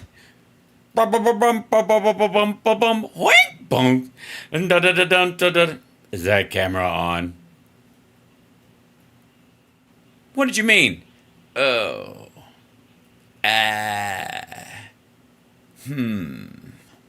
They know what I mean. They know, whatever they think. That, well, I'll do that. If, that kind of, where was I? What was the question? But it looks like Biden's going to make a deal because he's giving away so much. So much. He's giving away people that they're going to send to the front lines to die in Ukraine, apparently. And what are we getting? Just our citizens back and leaders of the opposition, so that when Russia falls, there'll be people who are ready to go in and help reform the government into a modern European-style democracy, possibly. I mean, we're putting out people that nobody thought would ever be released again. This deal that was made today. By the way, he does not know the details at all. He said so multiple times. He said it's complicated, which means you don't know that they don't want you to they're not going to tell you the details of it. And of course, he doesn't know who they got or who we got, but these people are killers. They're serious killers. I think it's wonderful that Evan's coming back. I think it's great. But do you? These deals are so bad. These deals are going to lead to tremendous kidnappings, and people are going to be brought in. Every time somebody gets brought in, they say, we have a hostage, we want $2 billion. Nobody's ever seen anything like this. Yeah, that hasn't been the case. That's not the case at all. And once you agree to do it, which he has agreed all the time, it's only going to get worse. It's a terrible precedent. Are you going to address the 50,000? Well, then what would you offer Russia to get Evan back? What would be the exchange? We won't nuke you? And also, how do you nuke, if they say no, how do you nuke them with the guy still in their jail? How do you wipe them, somebody off the face of the earth without wiping your own people off the face of the earth if they're prisoners? I don't know why I'm trying to answer these questions. This is just dumb. Chinese nationals that have come into this country through I'm going the to address southern border. everything. We're going to have a safe country. Why are they here? We're not going to, because they don't respect our leadership. Why did they send She doesn't know what the fuck he's talking the about. balloon over America? They never did that with me. They would have never They did it like at least 4 times. done it with me. But I'm wondering what They literally did. the plan is. I mean, And- are they and the going worst to thing create is- unrest? Oh, we're all wondering what the plan is, Maria. The rest of us just aren't stupid enough to wait for it, because it ain't coming. What these people do is disinformation. And I just see it today. Right. They said 2 weeks ago, well, maybe there was a balloon sent over during the Trump administration. There wasn't. Okay, now that was found out there wasn't. But That's just a lie. There was more than one. What they're doing is There's 4, I think, was the count. just saying, we had a strong border. They had the worst border in the history of the world. There's never been a border like this, any country. But they figure if they keep saying it, they'll say all sorts of things. Look. What are you worried that they're stealing your methodology? Your, like, cliff notes of Goebbels' journals? They're not respected. It's like amateur night. Amateur night. Look at this hostage deal. And it's so complicated that nobody understands it. And that's the way they want it to be because it's such a bad deal.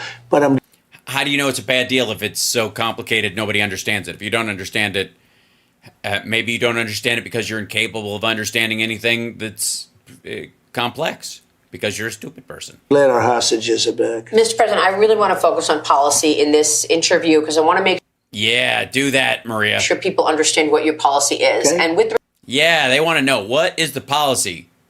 Drill, baby, drill. Boom. I mean, come on. That's the policy. Everything else you can just look up in Project 2025. Or, sorry, Project 1825. regard to the military, there was a report today that the military has been so depleted that if there were ever a conflict between China and the United States, the U.S. would lose. A global conflict during World War II ended nearly 80 years ago. The nation was last prepared for such a fight during the Cold War, 35 years ago.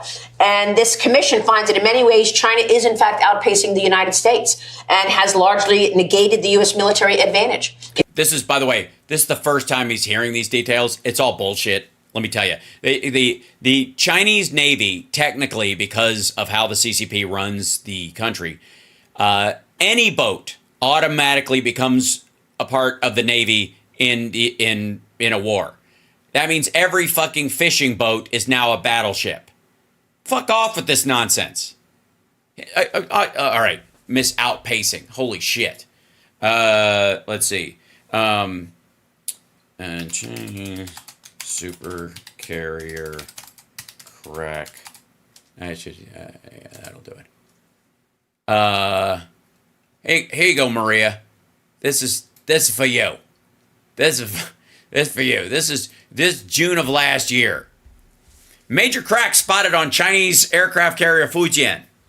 Recent online rumors say that one of 2 Chinese aircraft carriers allegedly has cracks on its deck. Satellite images of the Fujian aircraft carrier type 003 confirm the rumors. It was launched in 2022 and is the first fixed-wing aircraft carrier with a fully indigenous design.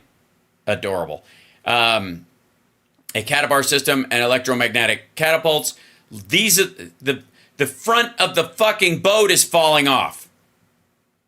Big major crack spotted in the Chinese aircraft carrier Fujian. Recent online rumors. Look at that. That's a satellite image of their supercarrier.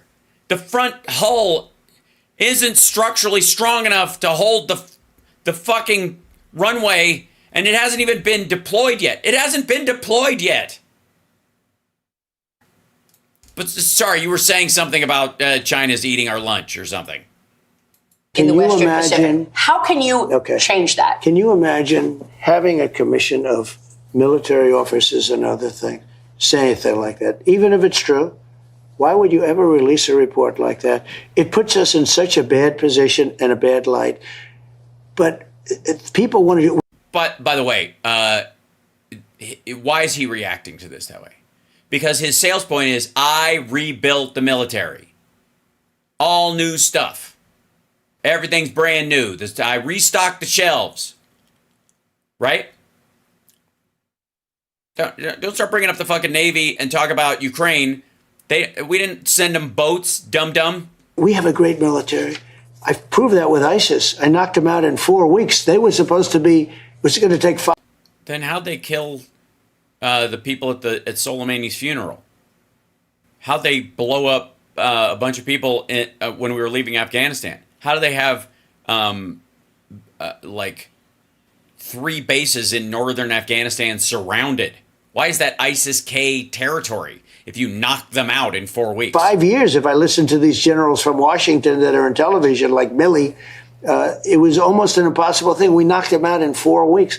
Look, we have woke people on the top, but the military is not woke. The military is incredible. If you look at the job they did for me on ISIS, it was unbelievable. It was You're right. It's not believable. surgical. We have the greatest. It was not surgical. It was the opposite. Surgery takes time. This was blatant bullshit. This was just open bombing campaigns. It was the release of the military from the rules of engagement that shortened the fighting time because they didn't care if they killed civilians. Military. But can you imagine somebody writing a report like that? It's so bad, and then releasing it for the world to see. That's a very bad report. This is the choice. Yeah, Maria, why are you reading that, you absolute turd? The National Defense Strategy recognizes these nations as top threats to the United States and declares China to be the pacing challenge right now. No, but when they write a report saying we can't beat China, I think that's a very negative thing. It's one thing. Yeah. Again, it's not true, but if it was true, it would be negative, and therefore, if you wanted to turn it into a positive, it would require a policy of how to deal with it, dipshit, not bitching about the report. Thing to have a meeting and saying that we got to get our act together. You know, I rebuilt our military, largely rebuilt. See, this is why he's pissed. We had You need to do it again. We had jets that are 50 years old. Well, we gave $85 billion. Yeah, people train in them. But to Hey, don't you have a jet that's 50 years old? Afghanistan, how about that? $85 billion we gave. Do you know that Afghanistan is one of the largest sellers of military equipment in the world? I mean, it's just a lie. Just silly. It's stupid. This is ridiculous. They're the biggest sellers of military scrap metal. They're selling the equipment that we gave them when... Really, then why aren't you seeing U.S. military equipment showing up in Burkina Faso or in Sudan or fucking in Gaza, for that matter, or in Russia headed the other direction? Why, if Russia has a relationship with Afghanistan through China, why the fuck do they need to get stuff from North Korea?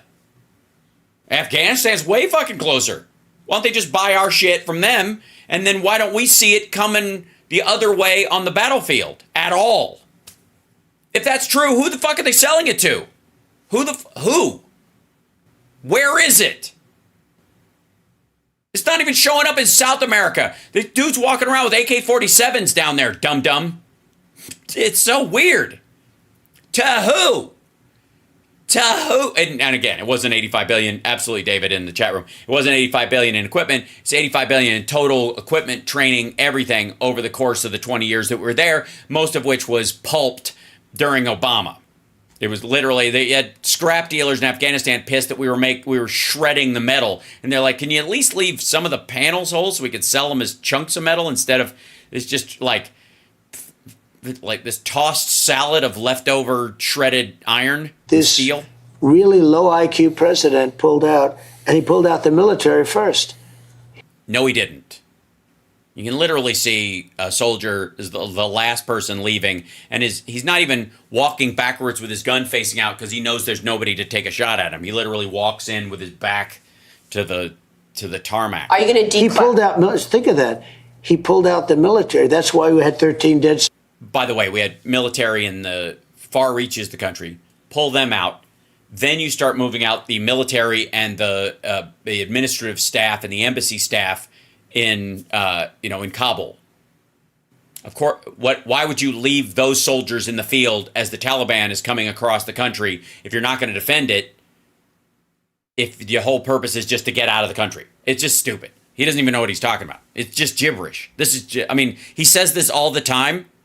And the lie gets dumber every time he tells it. Soldiers, but we also had 45 soldiers who were no legs, no arms, the face, the whole thing. And we also have the face, the whole thing. And then, I don't know any of their names, even the dead ones, but the whole thing. We still have Americans left behind in Afghanistan. No, we do not. Right? No, we do not. And we gave up Bagram, one of the biggest air bases in the world. Yeah, that's what leaving means. That's what leaving means. We're not staying. If we still had Bagram, we would still be there. Also, ISIS has Bagram surrounded, has for a long time. The Taliban has ceded that territory to ISIS. So what are we supposed to do? Fly our people in and out of there, set our soldiers up in this random place in the middle of a hot desert for no fucking particular reason, except it's an hour flight to where China makes its nuclear weapons? Who gives a shit if they're already in the air? What are we going to do? Fire so they can't make more in the middle of World War III? What are you talking about? We gave it up. It was almost like we fled.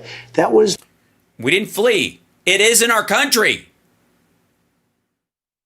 And also just his like total fucking disregard for the soldiers. They didn't flee. They followed orders. We left. You negotiated a surrender. Was the most incompetent act. I think it was the lowest point in the history of our country. Also, why? Clearly January 6th was. You fucking weirdo. Now, on top of that, if I may, let's back up. I know I'm going long today TikTok, I see that morning, and I'm just gonna. And I normally don't do clips in the morning, but since I can't do an afternoon show, is that cool with everybody? If I just hang around for a bit, like, subscribe, give a thumbs up, share the show, etc., etc., etc. This is more of Maria Bartiromo's interview with Trump yesterday, I believe, last night, this morning, maybe even when it aired. I don't know when they taped it; it's hard to tell. And Trump says, I was kicking their ass. Trump says China doesn't want him to win.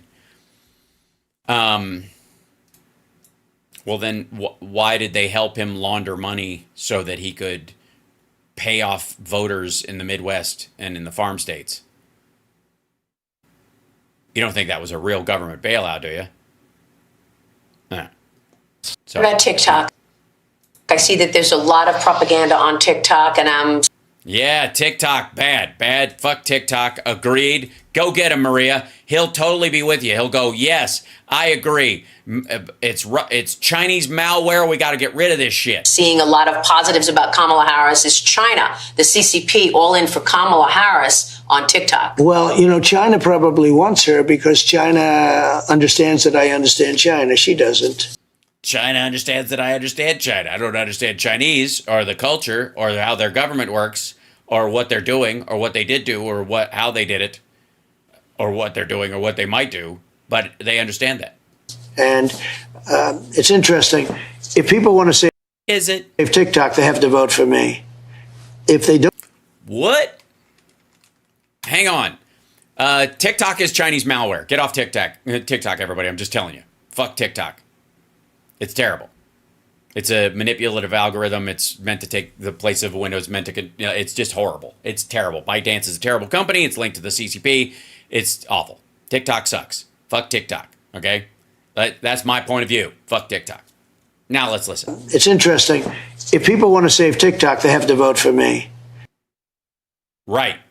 TikTok is a Chinese-owned company.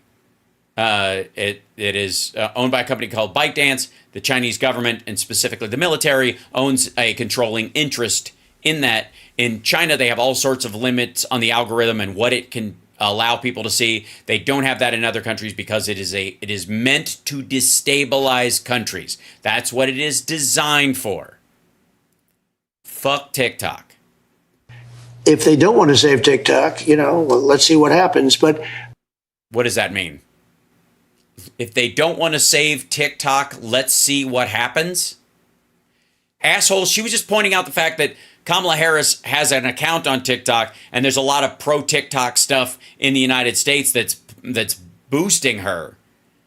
But you just said you would be the one that would save it, and Democrats are the ones that are like, look, if it's here, we're going to use it up until this thing, but if we can, we can overrun the algorithm as best we can, and they're going to try and kiss our ass to make sure that we don't know what they're trying to do. But let's be honest, TikTok is here to fuck shit up. And he wants it. China doesn't want me to win, obviously, because... Yeah, obviously. That's why after you killed the Trans-Pacific Partnership, they gave you $17 million. I was kicking China's ass. Nobody ever beat China. I took hundreds of billions of dollars out of China. No, he didn't. Took contracts away from China. No, he didn't. I took the phone system away from China going to The phone system. You mean Huawei? Italy and to other countries. China. I took the phone system away from China going to Italy and other countries. What in the hell? I mean, Canada locked up the head of Huawei when she was there. China will do everything they can. And it's one of the things that's really a little bit nerve-wracking. Is it? They are putting the full force. They don't want me. They want to continue to rip off America. And with me, they can't rip. Look. With me, they can't rip. What was that again? They want to continue to rip off America. And with me, they can't rip. Look, she is not a... Jesus Christ. And with me, they can't rip. Good Lord. Smart person. She's not a smart person. If you look back 5 weeks ago, before this whole thing happened, where, it's a coup of Joe Biden, and all of a sudden the media says, well, we're stuck with her, so now we're going to make her smart. And these are people that are very pro-China. These are people that are pro-other countries. These are people that look at a world view and they think the United States is going to be a dumping ground for the rest of the world. No. If they did, then why would they have ever let the Chips and Science Act pass?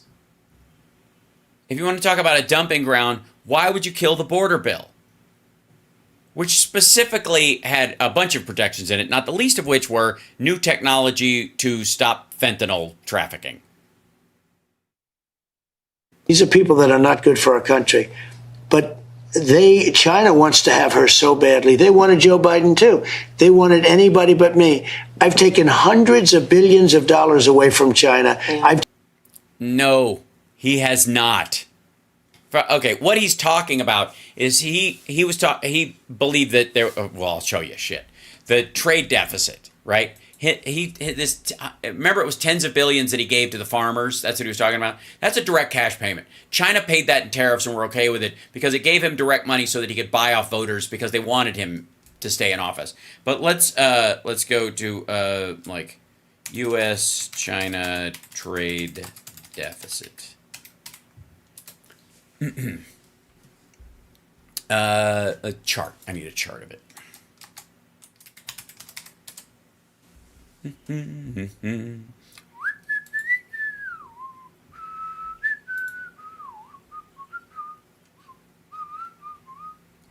Here we go.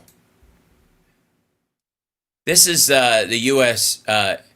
Trade deficit for here's after the Chips and Science Act. Hold on one second. This is before the Chips and Science Act. This is 2020, it drops down. Then it goes to here, and then it goes to here. So people are buying shit, right? But even still, a trade deficit is things made in China, bought by American companies, resold for profit in other markets, too. We don't just buy their shit. We're not buying Chinese stuff. We're having stuff made there, which is a whole different thing. But look at the trade deficit in 2023. The U.S.-China trade deficit in 2023 is lower than it was during the pandemic, which was its lowest point in 14, 15 years. Sorry. How this will be challenging for you. Please explain how Biden had a coup because he chose to be dignified and leave office with a fully ready to go backup plan with action. Yes, it's very difficult, Surrender Monkey, to even understand where this dipshit is coming from in that regard. But he's like, he thinks they threatened him because that's what's happening to him. America has the lowest trade deficit with China that it has had on this entire chart, I would like to say, under Joe Biden, specifically because of the Chips and Science Act. Taking business. Not because this asshole decided to reward a country he says attacked us with a bioweapon with the largest sale of beef, pork, corn, and soybean in our lifetime. This is away from China. China is not doing well right now because of me. Yeah, is that what it is? Because of you? Still? Because what? You told everybody to vote for the Chips and Science Act? Biden cannot get rid of the taxes, the tariffs that I put on China. Can't. Sure he could. Why? Because they've taken so much money. Yeah, but if he wanted to help China and he thought it would raise his chances of getting reelected, right? The one that did that. And one thing, before me, there was no other president that took 10 cents out of China. Well, they Okay, first of all, of course they did. I mean, specifically, Obama's steel tariffs are one of the biggest, most obvious examples. But real quick, why does Donald Trump keep saying this? Nobody took 10 cents out of China. Why in the world? What? Nobody could get 10 cents out of China. Why does he keep saying that? Because this dumb motherfucker thinks thinks that sanctioning or tariffing Tencent is what he wasn't able to do it either. Nobody was. Tencent is a company, you dumb motherfucker. That's why he keeps saying 10 cents. That's why he keeps saying 10 cents. It's goofy. Like he does. It's odd because it's so amazingly dumb that he heard 10 cent and thinks 10 cents. He thinks somebody in his staff told him that nope, you should go after 10 cent because no other president has been able to go after 10 cent. Now the Chips and Science Act did a tremendous amount of damage to 10 cent. But he doesn't know that that's what they're talking about. It's the same problem with insane asylums and asylum seekers. That's how stupid he is. It's so over the top stupid. It's hard to even grasp. Because he's a grown man. He was president of the United States. Like the access to information this dickhead had is off the chain. That's why he keeps listen to him again. There was no other president that took 10 cents out of China. well, they All right, real quick.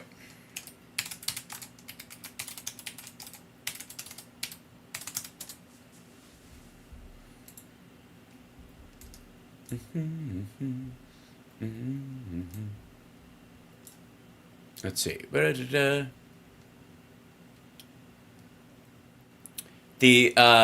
see. Here's a good example. And this is from CNN Business, where they were all mad. They were butthurt about the tariffs in the first place. They don't even like them from Obama. President Obama slapped a stiff 35% tariff on Chinese tires in 2009 after they had an unfair competition complaint from tire manufacturers in the United States. They said China was flooding America with tires at low prices, making it tough for U.S. companies to compete. Tariff gradually waned and finally ended in 2012. The tariff saved 1,200 U.S. tire jobs, which had been in sharp decline. That's okay. So on a monetary level, of course, other presidents have put on tariffs and have gotten money from them. All right. It's that Trump doesn't understand there's a company called Tencent. That's what this is. It's so painfully dumb. They say that they're a developing nation. Meanwhile, Yeah, they do. Well, they're not we're a developing economy. nation. Why is the Trump campaign on TikTok? A CCP controlled? Yeah, because no, I want that. I mean, I said I want to go on TikTok. I'm the one that says we should save TikTok. You can't. You didn't hear what she said, did she? She's like a CCP-controlled piece of software. That's what it is. Get respect on these big platforms. Do you think it's fair to go back to X as well as your Truth Social? Of course, you've got Truth Social. Truth Social is doing phenomenal. Look, that's my voice. But No, it's not. Hold on, real quick. Also, that's your voice? Okay, well, you're losing your voice because social traffic down. That's the outages. Yeah, here you go. Red flag raised over Truth Social's low traffic. It's not uncommon amongst right-wing stuff. Let's see. Yeah. The three big sites, Truth Sinkhole, Rumble, and I think Gab. It's the Writings did this analysis of this stuff. Yeah, Truth Social slumps again. There we go. Let me blow this up. Traffic, Truth Social traffic nosedives for the third straight month. This is July 30th. This is just a couple days ago.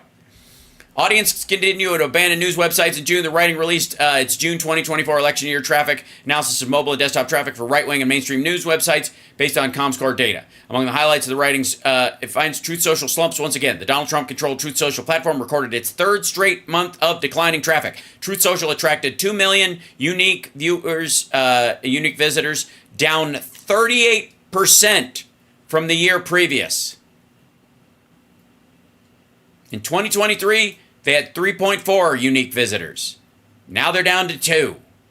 That doesn't even, and that's letting the bots slide. Just letting you know. It was the platform's second worst traffic performance since June of 2022, when it had only 1.8 million unique subscribers, visitors.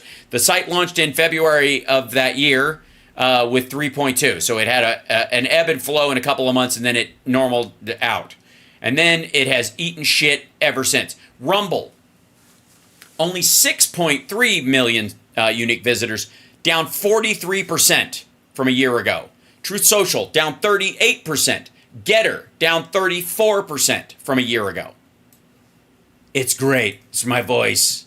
And my voice sounds like a cartoon version of Alex Jones now. X, it's great that he bought it. It's great that Elon bought it. No, it's not. Because I'm for our country more than I'm for anything else. And they You mean Russia, right? were really dishonest with Twitter. I don't know. I'm not sure that you're sort of interested. It's a very interesting thing. Should they have changed the name and all that? But that doesn't matter. Look, it was great that Elon bought it because we have a voice. We had no voice on Twitter. We had no voice at all. You put everything you put out, they'd put a flag on it. No matter what you said, they'd put a flag on it. They don't put flags on it. Users can do that, and it didn't affect the algorithm at all, even before he owned the fucking place. No, I think he's trying to do a really good job. I think he's doing an important job. I don't know if it's a good business deal. Maybe not. Probably it's not a good business deal, but I think it's important that he bought it. Okay, so it's just propaganda. He doesn't have to make money on it. It's terrible business, but it's great for you, which, is how you run most of your businesses, I guess. That's that. You've explained it. Shut up. Chat room, I'm going to, let's see. I don't think there's more of that. I mean, great that Evan and Paul Whelan are coming. Oh, shut up. About TikTok. Real quick. I'm going to grab something real quick because I think there's a third. I'm going to check their channel. And it is time for the hot topic. Hold on. I'm going to bring her up and see if there's a. Welcome back. Go away. Trump slams Google over. Yeah, so there's 6 hours ago, 4 hours ago. Yeah, so these are the clips. Trump reveals Mark Zuckerberg admitted Facebook made a mistake in phone call. I don't know what the hell that means. Meta said Let's find that. out. So here's another. This is another. Trump reveals Mark Zuckerberg admitted Facebook made a mistake in phone call. The picture wasn't altered. At first they said it was altered, and then they said, no, it was a bug. It was a mistake. Mark So my Zuckerberg- point is these companies would not allow any information out about what happened. So Mark Zuckerberg Oh, they're talking about the picture of him, of his ear or him getting shot, I guess. The blood and all that stuff. called me. First of all, he called me a few times. He called me after the event, and he said that was really amazing. It was very brave, and Is that what he said? and he actually announced he's not going to support a Democrat because he can't, because he respected me for what I did that day. I think what I did maybe was to me, it was a normal response. But I was called by Mark Zuckerberg yesterday, the day before, on this same subject. He calls you every day? You guys chit-chat? I believe it. Oh, stop it, chat room. This is absolutely true. Of course. Yes, he calls. He says, sir. He's got tears in his eyes. They chat all the time. Of course, he's wearing, it's a avatar of Mark Zuckerberg, and he has to wear a headset to see him. But, I mean, come on. And he actually apologized. He said they made a mistake, et cetera, and they're correcting the mistake. Et cetera, et cetera. Google, nobody. He actually said et cetera, because that's just how Zuckerberg talks. Call from Google. I got a call. That's the other thing. Like, I got a call from Google. No, you didn't. A stunning new Associated Press North poll. All right, hold on. Let's go back to here. That's Mother Fox nonsense. Let's go. But there was one more piece of that, I think. Yeah, there's two more pieces of that. Can you guys hang? I know I don't normally do a show like this, but I got to catch an airplane later. I got to catch a flight later. So if that's all right, I'll just kind of whip through some of this stuff. All right. Hit the like, subscribe, super chat, and Venmo if you feel like it, if you want me to do that. There we go. This is Trump. I know that a lot of slams, Silicon Valley type. Hold on. Shut up. This is Trump slams Google over alleged censorship. They're going to be close to shut down. They're going to be close to shut down. Alleged censorship. They're going to be close to shut down. I don't know. We'll find out. I was about to say, like, we'll find out what he means, but I don't know if he knows. I know that a lot of Silicon Valley types got behind you after the assassination attempt on your life. And of course, Elon Musk was supported. Not like the firefighter was, but fuck that guy, right? You don't even mention him anymore. Before that. And then I made a joke about him. Made a joke about his wife. I don't know if you saw that. That was hilarious. He's like, I talked to his wife, and she's like, she'd rather have her husband back than the money. And I don't know a lot of wives that would say that. He means his. And just over the last 2 weeks, we see what happened with Google and Meta. Google's search bar would not bring up results of the shooting. Their AI tool would not even give any information about it. Meta's AI. Yeah, it's about an assassination attempt that just happened. They've got governors on those things to make them slower on the response. They're not supposed to. The Google search results were all there. AI tool said that the shooting was fictional. Facebook labeled photos of you. That's because it stopped being trained 2 years ago. You pumping your fist as altered. You still have a major problem with big tech, don't you? So AI is very complex. It is. Thank you. It's Friday. Thank you. Walk us through it. Tremendous potential, but it also has potential to destroy. Tremendous potential to destroy. And they actually had one of the pictures with everything the same, except they have all of the Secret Service agents around me who are great people, very brave people, because they ran into that fire. Yeah, those bullets were going right over my head, and I heard them going. They were moving along. And they were moving along. They were literally singing the Muppet song. Moving right along, we'll find our way to the... These people were jumping on top of me. There wasn't one of them that was slow moving you saw them. They didn't care. They were jumping on top of me. As fast as I was down, they were on top of me. They were very brave. And when I got up, you see that's their job. And they take it very seriously. The faces, they were not happy. They were angry, and they were looking around.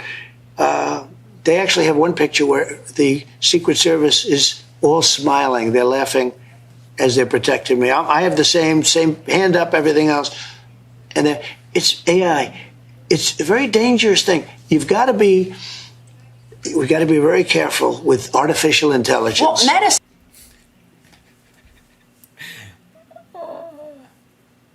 It's so good. It's I have to say, like, the best example of artificial intelligence is when this asshole pretends to be intelligent. But have you ever heard anyone use so many words to say so little? Trump, AI is very dangerous, saith the. That's what they drew from that.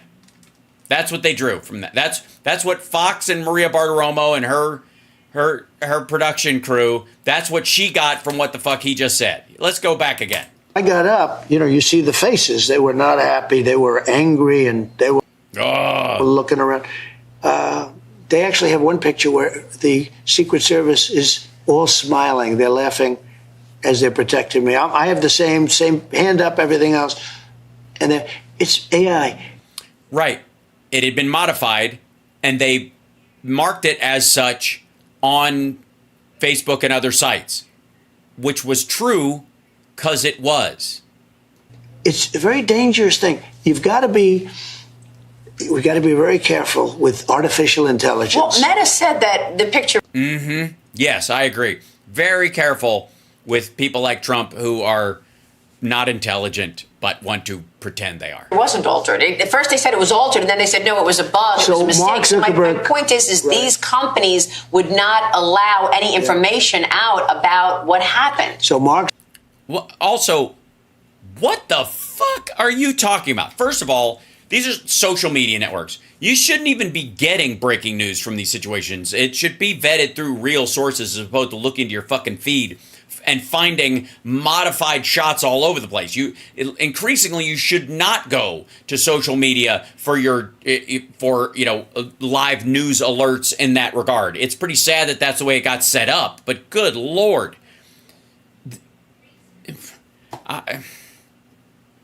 They're not. You don't want AI making these distinctions for you.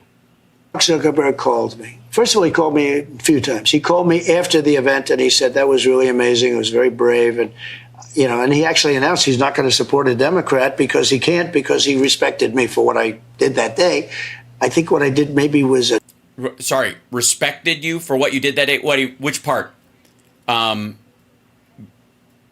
your fist in the air and endangering the lives of your Secret Service detail and other people there besides the people who had already been shot because you didn't know if there was another shooter there and you didn't know if it was over and you just assumed it was because fuck it, and you made them wait while you made a gesture in the air endangering everybody's life, including your own, but that's up to you. I don't give a fuck. Endanger your own life. That's part of being in Pennsylvania. To me, it was a normal response. But I was called by Mark Zuckerberg yesterday, the day before, on this same subject. Tears in his eyes, I guess, as he lines up the shot. And he actually apologized. He said they made a mistake, et cetera, and they're correcting the mistake. Google, nobody called from Google. One of the things, like doing a show like yours, your show, you see it on Fox. But where you really see it is all over the place. They take clips of your show that you're doing right now with me. And if I do a good job, they're going to vote for me. They're going to. So you're assuming people aren't going to vote for you. Vote for me because it's not just on Fox. It's on Fox is a smaller part of it. You're on all over those little beautiful cell phones. You're all over the place. Yeah, Maria, you are. I have to say that. I've often watched her show and gone, Jesus Christ, she's all over the place. You have a product. You have a great product. You have a great brand. So you have to. No, she doesn't. She lucked out of being kicked to the curb because she was more responsible for the Dominion lawsuit than almost anybody else at the fucking network. But because she's mostly on Fox Business and she's only on Fox on the weekends, they kind of looked past it. And she's so cheap, they're like, firing her how much money does it save us? Get out. You have to get out. You have to do things like your show and other shows. And Google has been very bad. They've been very irresponsible. And I have a feeling that Google is going to be close to shutdown because I don't think Congress is going to take it. I really don't think so. Google. What? So Congress is going to shut down Google because it's an ineffective or biased product, is the theory. Well, I got news for you. That's not up to you. If people don't trust it, they won't go. Has to be careful. Now, I will say this. I believe Mark Zuckerberg. He called me a lot. He called me a little too much, if you ask me. It was a bit much. Like, oh, God. I checked the call. I'm like, oh, okay. Because I was either sleeping or golfing. I don't do much else.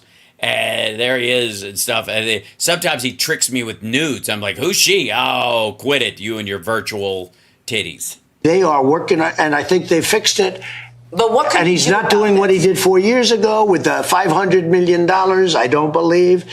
The Zuckerbugs. Yeah, and he's not endorsing Oy. a Democrat, which is the first time in his life that he hasn't done. Are you going to encourage that their liability? Well, I mean, it is a woman, and she is brown. So that might be why Mark Zuckerberg isn't. Maybe somebody should ask him, why is it that you're not going to endorse a Democrat for the first time?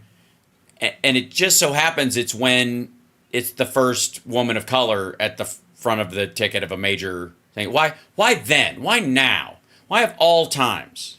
The protection is removed should you return? Well, it's in Congress now, and when I look at some of the parents who have been absolutely destroyed by it, that's okay with me. I think you have to do something. I do think it's a very slippery slope. I think it's very hard to do. I mean, they're going to have to go through every tweet, or they're going to have to go through every single thing that happens, like in the case of Elon.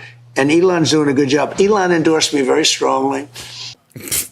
But, I just I was for destroying these organizations. And then now that the leaders of that run these companies now that they're kissing my ass, or they're actually paying to help me, then now I don't care. Now Section 230, fuck that. Now that they're on my side, I don't want any of those governors put on their system at all. That's why would I? And what about TikTok? And Elon endorsed me very strongly. And what about and TikTok? He's got a good insight into this whole mess that what do we're you in. mean? He doesn't know. He's got a good insight into this whole mess. Elon Musk. What do you mean? Good idea. Yeah, that's a good question. And that look on your face, Maria, almost it sort of belies the level of sort of the existence of some sanity still inside there. Just can't be killed. Elon Musk. I think yeah, she knows who you were talking to. I found him to be very his view on the whole situation with should we have restrictions. And I think he wants certain restrictions, but it gets to be, look, it's a very complicated subject. It is. But luckily, Elon can explain it because he's got a certain viewpoint on a thing like that. And it's, I like the way he moves, that he dances as badly as I do. And that's enough for me. It's freedom of speech. It's a whole thing. But it is a whole thing. When you see some of these kids being, committing suicide over false things that are put out over.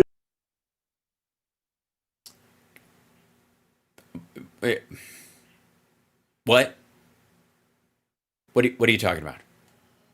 Fuck are you talking about? And again, you think that's a free speech issue. So like AI fake porn being used to basically torture underage girls, that kind of stuff. That you think there should be something done about it, but it's very complex. For these platforms, I will say that Jeff Bezos, who I didn't really know, called me, and he said that picture is one of the most important pictures in the history of our country. Yeah, because everybody's like, that's a lot of ketchup. And he was very nice, even though he owns the Washington Post. We had a long talk. We had a long talk, tears in his eyes, I guess. But he said, as he lines up this shot, a former greenskeeper about to become the Masters champion. I was glued to my television for longer than I've ever been glued to my television. So that's what he said to you? Jeff Bezos said that? Jeff Bezos called you and said, I was glued to my television longer than I've ever been glued to my television. Sir. Single tear. These people called you after the assassination They attack. all called me and they said, thank you. They actually thanked me. They all called you and thank you. Thank you for allowing that, thank you for admitting that God saved you, but said, fuck the firefighter. Thank you. Thank you for that. Thank you. I just wanted to call you and thank you for getting shot at. Nobody from Google did, but Jeff Bezos did. Mark Zuckerberg did. Elon does. I mean, Elon's a friend of mine. Elon gave me the strongest endorsement. Elon is not somebody to endorse if he doesn't believe in you. And he gave me the strongest. What do you talk? Of course he does. And I'm not so great on his electric cars. Think of it. It's not like I'm saying, oh, let's go all electric, because he understands. You're going to guarantee him government contracts. That's why he likes you. Understands that. I'm a very nasty person, Lucius. It is true. Nasty. That system won't work. That will actually end up. It's my womanly hair.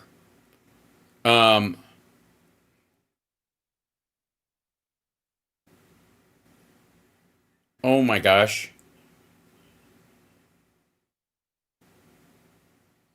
That's so funny. Hi, Jackie Schechner. You're wonderful. Hurting the electric car.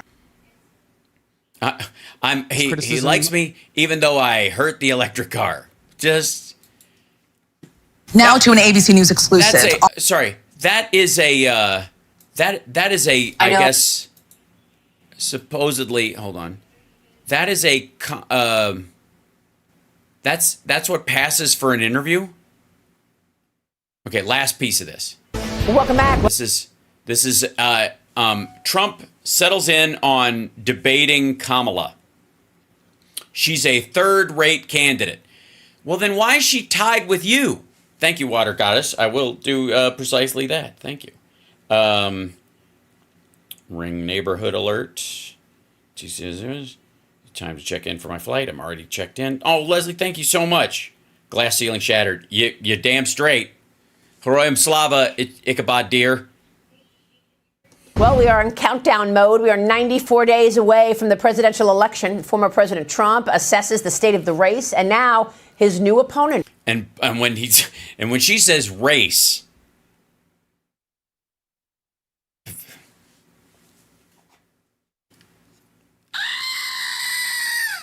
Kamala Harris. We're leading the election by a lot. No. We knocked out Joe Biden. He didn't do too well in the debate, but that sort of ended it. And then he went. You didn't knock him out. He left because of his age. You might want to take a cue. Through a series of problems. And you know, they actually did it so interesting. It was actually a coup of a president. It actually wasn't. If you think of it. No, if you think of it, it actually wasn't. If you actually think of it. If you actually. And again. Obviously, this gentleman and I have different ideas about what the concept of thinking actually means. He's got 14 million votes. He campaigned for a year. The ticket did, too. You know, he's got a vice president. And he ended up winning, and they threw him out. They said, either you get out now or we're going to get you out the hard way. They said, there's an easy way and there's a hard way, Joe. Is that what they said? They said, there's an easy way and there's a hard way, Joe? Is that what they said?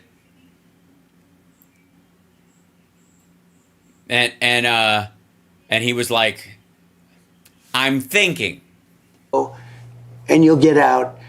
And they got out and they put this woman in who's a failed candidate. You know, she failed. I mean, she was the first one out the last time. She never made it to Iowa. And now the media's taken over and they're trying to make her into Margaret Thatcher.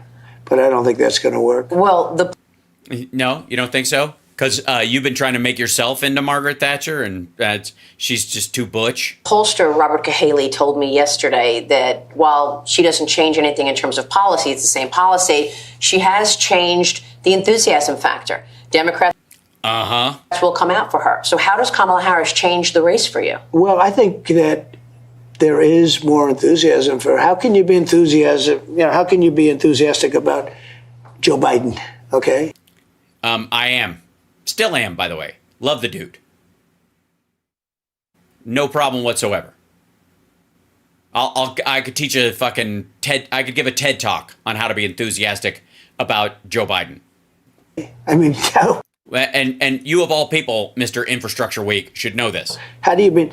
But I think she's actually worse. I think she's a horrible candidate because she wants open borders. She was a border czar. She tries to, deny that now, which is she's not the border czar. Not working.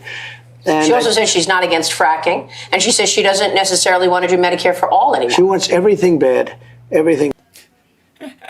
Yeah, Maria, stop bringing up policy. Look, you don't know how any of this works, do you, Maria? You dipshit with your whole notes and stuff. Look, I'm trying to get rid of Medicare, Medicaid, and Social Security down the line while pretending I'm here to save it. So when you say she's for expanding it and stuff, I have to just say bad. Black lady bad, orange man good.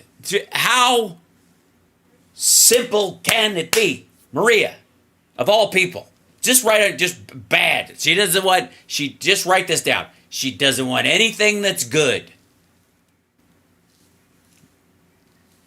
I mean, honestly, what could be simpler in deference to my opinion of my voters? Bad. If you look, Well, she wants the all-electric car. She wants everything bad. She wants men playing in women. Also, the all-electric car? Look, I'm for hybrids, but this is bullshit. In sports, but think of the no fracking. She's going to destroy Pennsylvania. You'll destroy Pennsylvania and many other. Well, fracking's doing a pretty good job of that already. Hold on one second.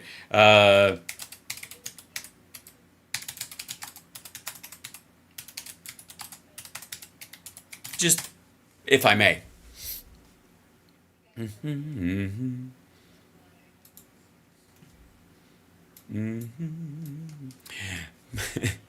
Pennsylvania confirms first fracking-related earthquakes. This is in 2017. Pennsylvania officials say they've confirmed the state's first fracking-related earthquakes took place last year in Lawrence County, northwest of Pittsburgh. As a result, by the way, not too far from Butler. As a result, the Department of Environmental Protection is stepping up its requirements for drilling in that part of the state, which is known for seismic activity. In April 2016, Texas-based Hillcorp Energy Company was fracking a pair of wells, fracking, you gotta frack, in the Utica Shale near Newcastle, Pennsylvania, when seismic monitors nearby detected 5 tremors, measuring between 1.8 and 2.3 on the Richter scale. Quakes that small are too faint to be felt on the surface, but they were significant, if only because fracking-induced earthquakes have never been recorded in the state. He's got The places, by the way, your energy bills will double, triple, and quadruple. She's like, why? I don't intend on living in Pennsylvania, and even if I was, it wouldn't. It's not like you get a special break on the gas that's made in the state. Oh, she's terrible. She's not respected in these foreign countries. I mean, she's laughed at. Everybody can't believe that this is happening. Look. Yeah, every time I pick up the phone and I say, hey, this is Trump, I want to talk about Kamala, people laugh, and then it goes, the line goes dead. Obviously, they think very little. She's polling better than Joe Biden. She was sent to see Putin. Notice how she's like trying. About not going into Ukraine. He would have never gone in with me. He went in 3 days later. This is what's happening. So, well, it's a little bit like a fighter, though. You know, you have a fighter and he's... Also, what the fuck? She didn't go in... hold on. All right, hold on.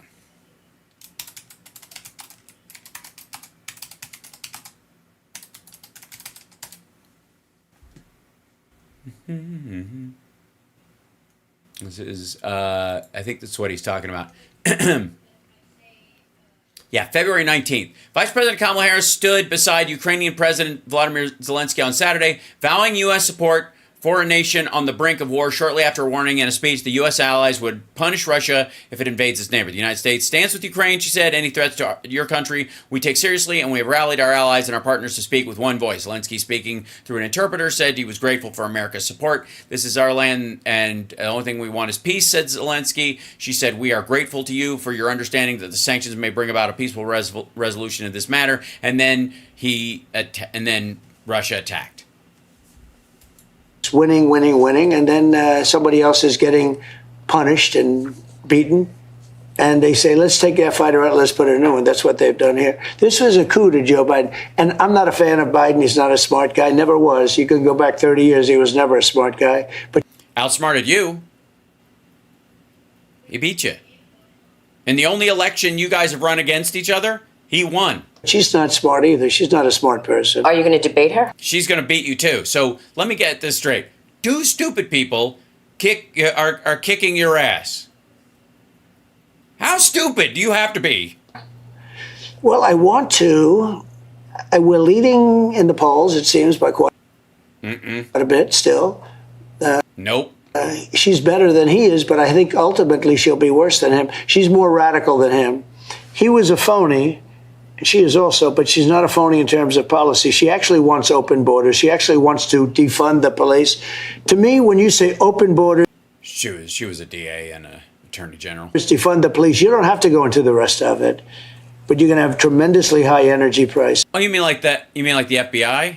She doesn't want any fossil fuels, which will destroy them. How does she, by the way, how does the federal government defund local and state police?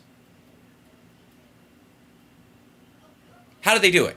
Because it seems like the only real way that you could defund the police if you were the head of the federal government would be the FBI, would be to undermine the funding for the FBI, would be to defund the FBI.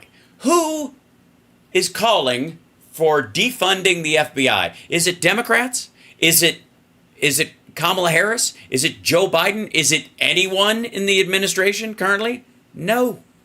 Who is it? It's this dude. For the country, frankly.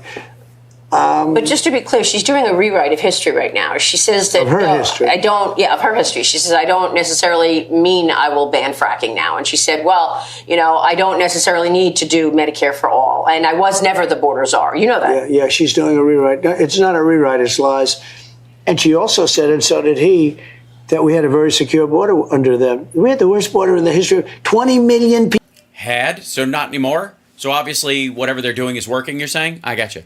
And so if it was that bad, it was that bad. But the border bill didn't go far enough. But wouldn't anything be helpful if it worked at all? And then you could build on top. You go, this is totally inadequate, but it should be done. We got to do whatever we can to stop this. When I'm in there, I'll do twice as much. People came in, 20 million people. And you know what they do? They just say it, and they keep. No, it's not 20 million. By the way, he notice his number switches up all the time. Even at the National Association of Black Journalists, he was like 15, 16, 17, probably more than that. Now he's nailing 20 because I guess this is the dismount. Saying it. The press helps them as much as possible. But they say very strongly, we had a great border. And people say, it's funny. You say it enough times and people start to believe it too. It's weird. It's almost like they look around, they're like, my job hasn't been taken by someone who is from an insane asylum and can't speak English. I guess I can be proud of myself. Scary part. They are, it's like a whole con job. It's misinformation, disinformation at the highest level. So now. You guys got that, right? It's misinformation, disinformation at the highest level. I mean, sure, Biden had a mic drop the other day, but Trump, while reaching for his microphone, knocked it on the ground. Same thing. Okay? Same thing. The mic dropped. That's all you need to know. Okay? Their new thing is we had a safe border. We had a wonderful border. And they hope people forget. Now, a lot of people aren't, but enough people are. And it's amazing that they can say it. We had the worst border in history. Joe Biden was the worst president. Well, if it was the worst border in history, they would have to see it, right? They'd have to believe what their own lying eyes, I guess, right? In history, she was the worst vice president. She was the most unpopular and least respected vice president in the history of our country. And now what's happened is the press. Also, she's not even done, motherfucker. And that's not even close to true. And again, if she's the worst and the most unpopular vice president in the history of the country, why are you tied? You were president. You actually got to do shit. The vice president gets put in charge of stuff, but is limited in what they can legally do because there's no vice presidential executive orders.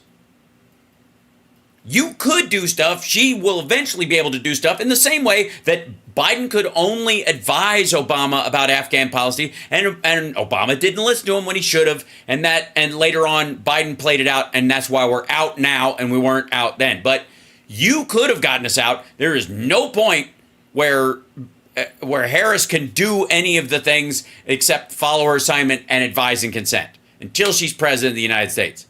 You've been president, and you're tied. If she's the worst, why are you tied? If she's the worst, why are you tied? If she's the worst, why are you tied? You were president of the United States. You're running to be president again, and you are tied in the polls with the worst vice president ever. Obviously, she wasn't. I'm kidding. Like Pokey, she's growing. Her lead is growing, and she's ahead of him. That's not the point I'm trying to make. The point is that the fact that they're tied drives him crazy. That it's that it's within the margin of error in some places. You get my point. Press is trying to make her popular. I don't think she's asshole. If she's unpopular, she's the same level of unpopular as you are.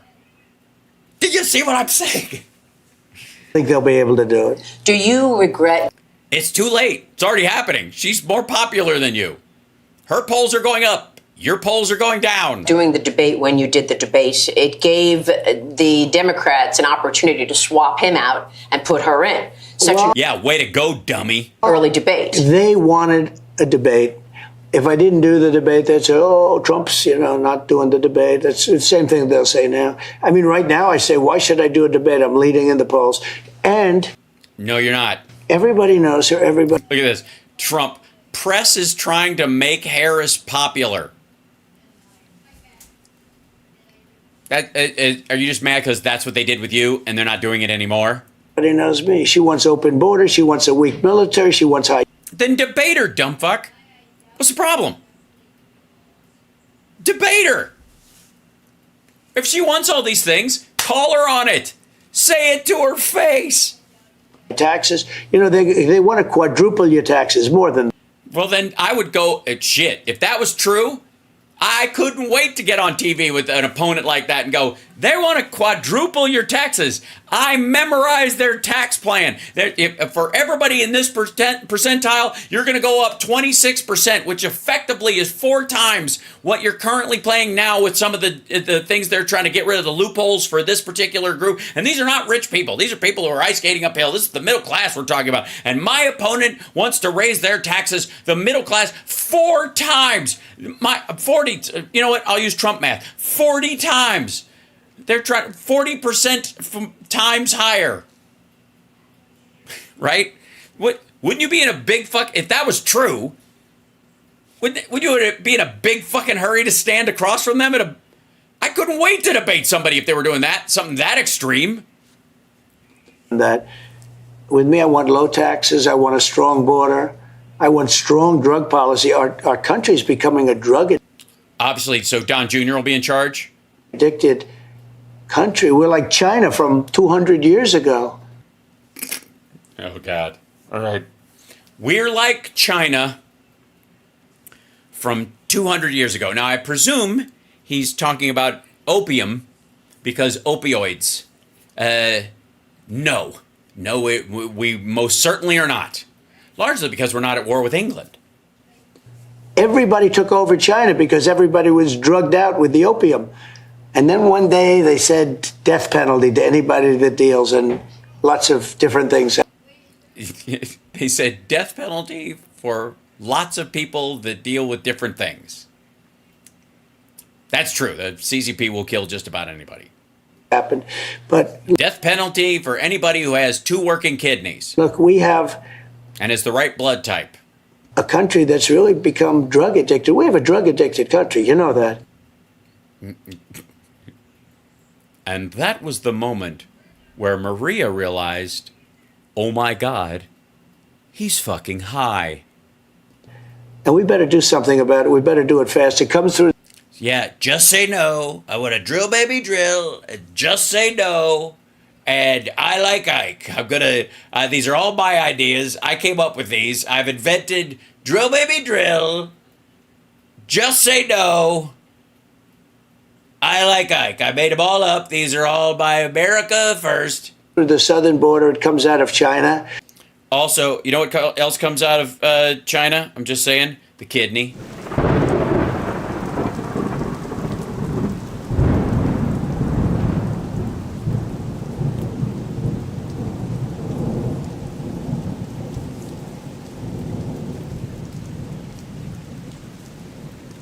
The kidney has a very special place in the heart. Oh, good. I was worried about that. I wasn't quite sure what the fuck you were talking about. And I had to deal with President Xi. They were going to give the death penalty to anybody sending drugs to America. They were going to give the fentanyl. They were gonna do that, and then they went, meh, fuck them.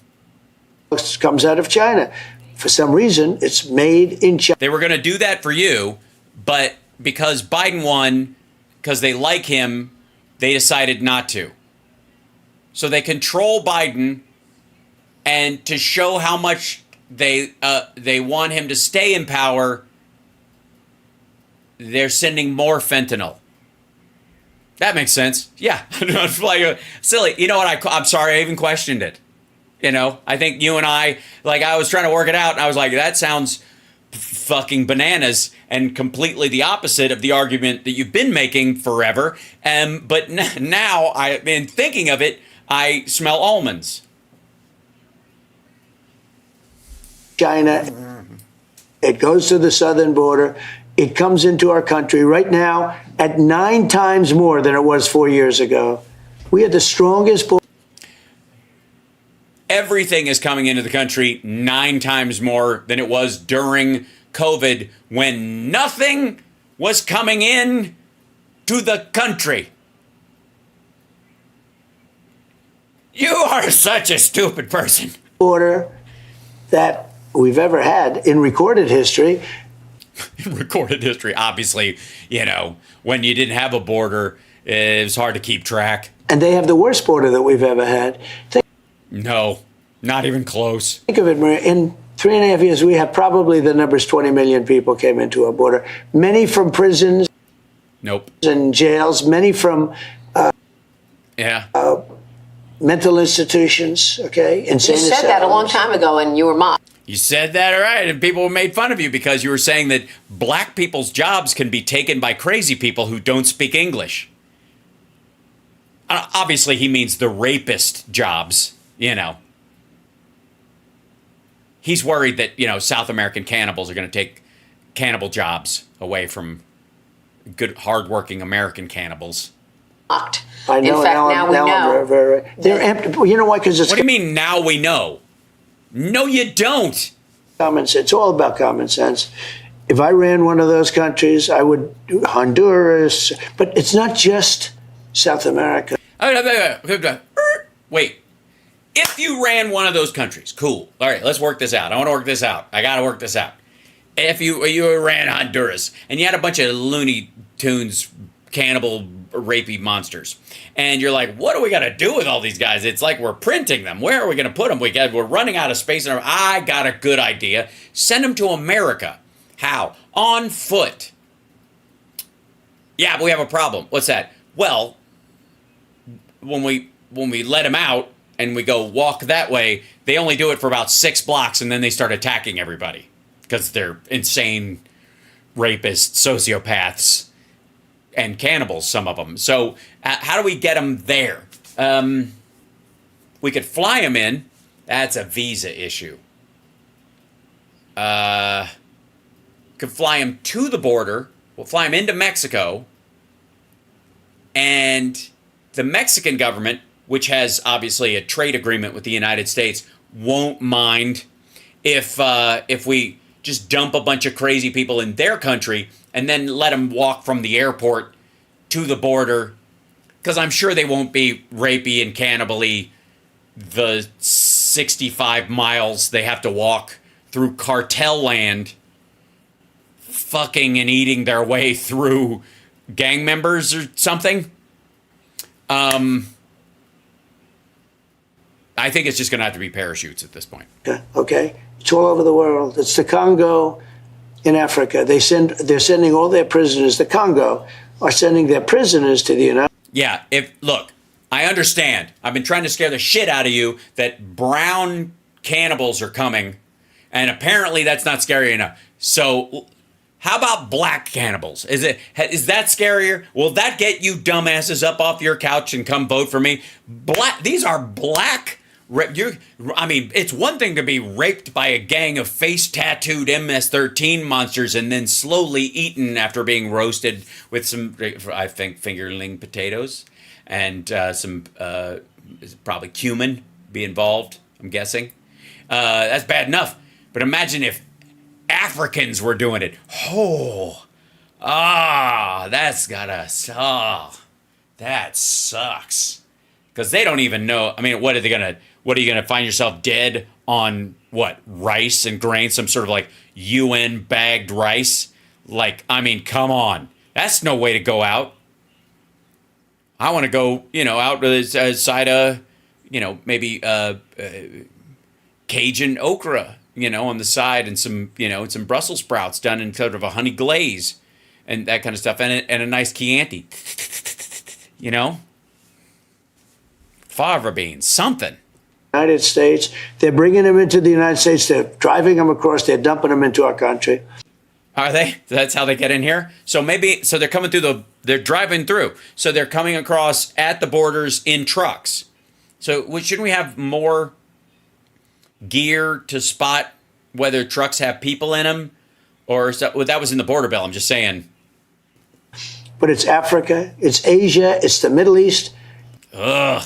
And see, you might like some, South American people. You're be like, what if some those chicks from Carnival from Brazil come up here? No, that'd be fine. What if they?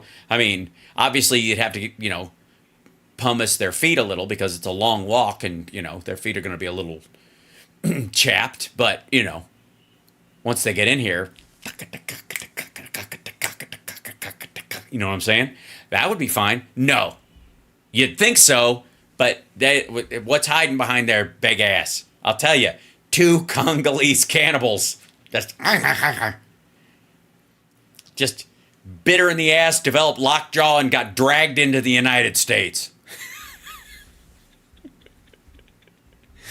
I have to laugh at this story because this is just so fucking stupid. Can I just look? I'm not taking the racism seriously. I'm just refusing to take the rest of the bullshit seriously. Okay? Seriously, I will not. This will not stand. It's not just South America. No, it'd have to be worse than that because you guys, you know some brown people. But I don't. But if you know some, you seem to be fine with them. These people are black. Some of them are Arabs. You know what I mean? Yeah, they kind of, learn how to take off an airplane but never land it. You know what I'm talking?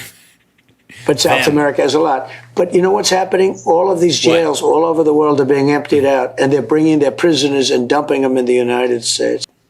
Really? And they're doing this in box trucks, or they're parachuting in, or they put I guess some of them come in through Florida, so where they just strap a shark fin to their back and have them swim in. On the debate, she's taunting you now. She's saying he doesn't want to debate me. Say it to my face, President Trump. That's what she said the other night. Look, she's a third-rate candidate. Then debate her. Say that to her face. Say you're a third-rate candidate. Don't say it to Maria Bartiromo, you chicken shit. She failed in her attempt against many other candidates. She was the first one to drop out. She never made up. Right, because there was already an agreement in place that she would make a great candidate, but she would lose ground the more she attacked her fellow Democrats. And Biden was already talking to her and 2 others about the potential for being a VP, and they jibed. They got along great. Iowa. And that was somebody in the chat room just said, "What about Norwegian cannibals?" Get out of there. There are no white cannibals. And even when there are, they're all in Wisconsin already. I think, technically speaking, one of our most famous cannibals might be of Norwegian descent, if we really think about it. Dad, sorry, my fish died, and I had that meat that went bad, so I'll get it cleaned out this weekend. No, Dahmer. He was blonde, blue-eyed. Never mind. When you had a normal press. Now you have a press that's trying to protect her. The media is really dishonest. And you know this more than anyone because you're in it. And you have a press that's right, so maybe she'll do better. I don't know. But I think ultimately when... Hey, asshole, you can solve that. Debate her. There's nobody between the two of you. You might have, debate moderators, but you can still rebut what she said. You'll even have time allocated to do it, and they can't fucking stop you. You can't bitch about the press if you're only going to let this debate be carried out in the press. You obviously are invested in the press if you're willing to allow the debate to only exist in the press. When they hear she wants to defund the police, when they hear that she wants open borders and always wanted them. But it is amazing. I watched It's amazing. the news yesterday, and it's almost like she wants. Oh boy, I watched the news yesterday. Oh boy. 10,000 holes in Blackburn, Lancashire. What is that? Is that an airport outside of London? To have strong borders all of a sudden. She was the worst border czar in history. And She wasn't the border czar. you know, with politics, it's your first thought that you always go back to. She wanted Oh really? So you're pro Clinton, pro Oprah. It's the first thought you always go back to? open borders, and that's where she'll be. She wants all of these things that are bad for our country. And she Yeah, and again, Maria, stop asking about policy specifics. She wants all of these things. Write this down. She wants all of these things that are, yes, bad for our country. Yeah, just write that down. All of these things. What do you mean specifically? All. What part of all of these things do you not understand? All things that are bad for our country. I won't specify. I won't say America because I get a cramp whenever I say it because I really mean Russia. So she does want to defund the police. She's weak on police. You know, I have almost 100% of the police forces, the police people, the association. Yeah, the 6% that you don't have are the ones that have actually met you or looked at the evidence, I suppose. That group, it's a growing group, I will say. Are endorsing Trump. The sheriffs all over the country, nobody's endorsing her. She ruined San Francisco. She's a San Francisco liberal. She ruined San Francisco. Yeah, so, okay, San Francisco liberal isn't going to work. You'll have to say San Francisco progressive because you've been able to demonize that word.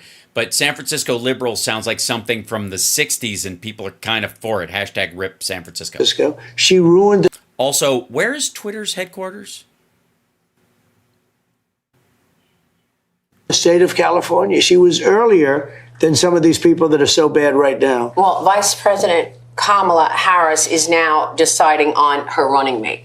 So it looks like the finalists are Josh Shapiro, governor of Pennsylvania. Does he help her get more votes in Pennsylvania? What about Mark Kelly? Does he help her with the border, Arizona? I don't know. I don't know where I am. Who are you? I don't care. Let them do whatever. They still want to have open borders. If she picks Shapiro, she's going to lose the Palestinian vote. And that's the Palestinian vote.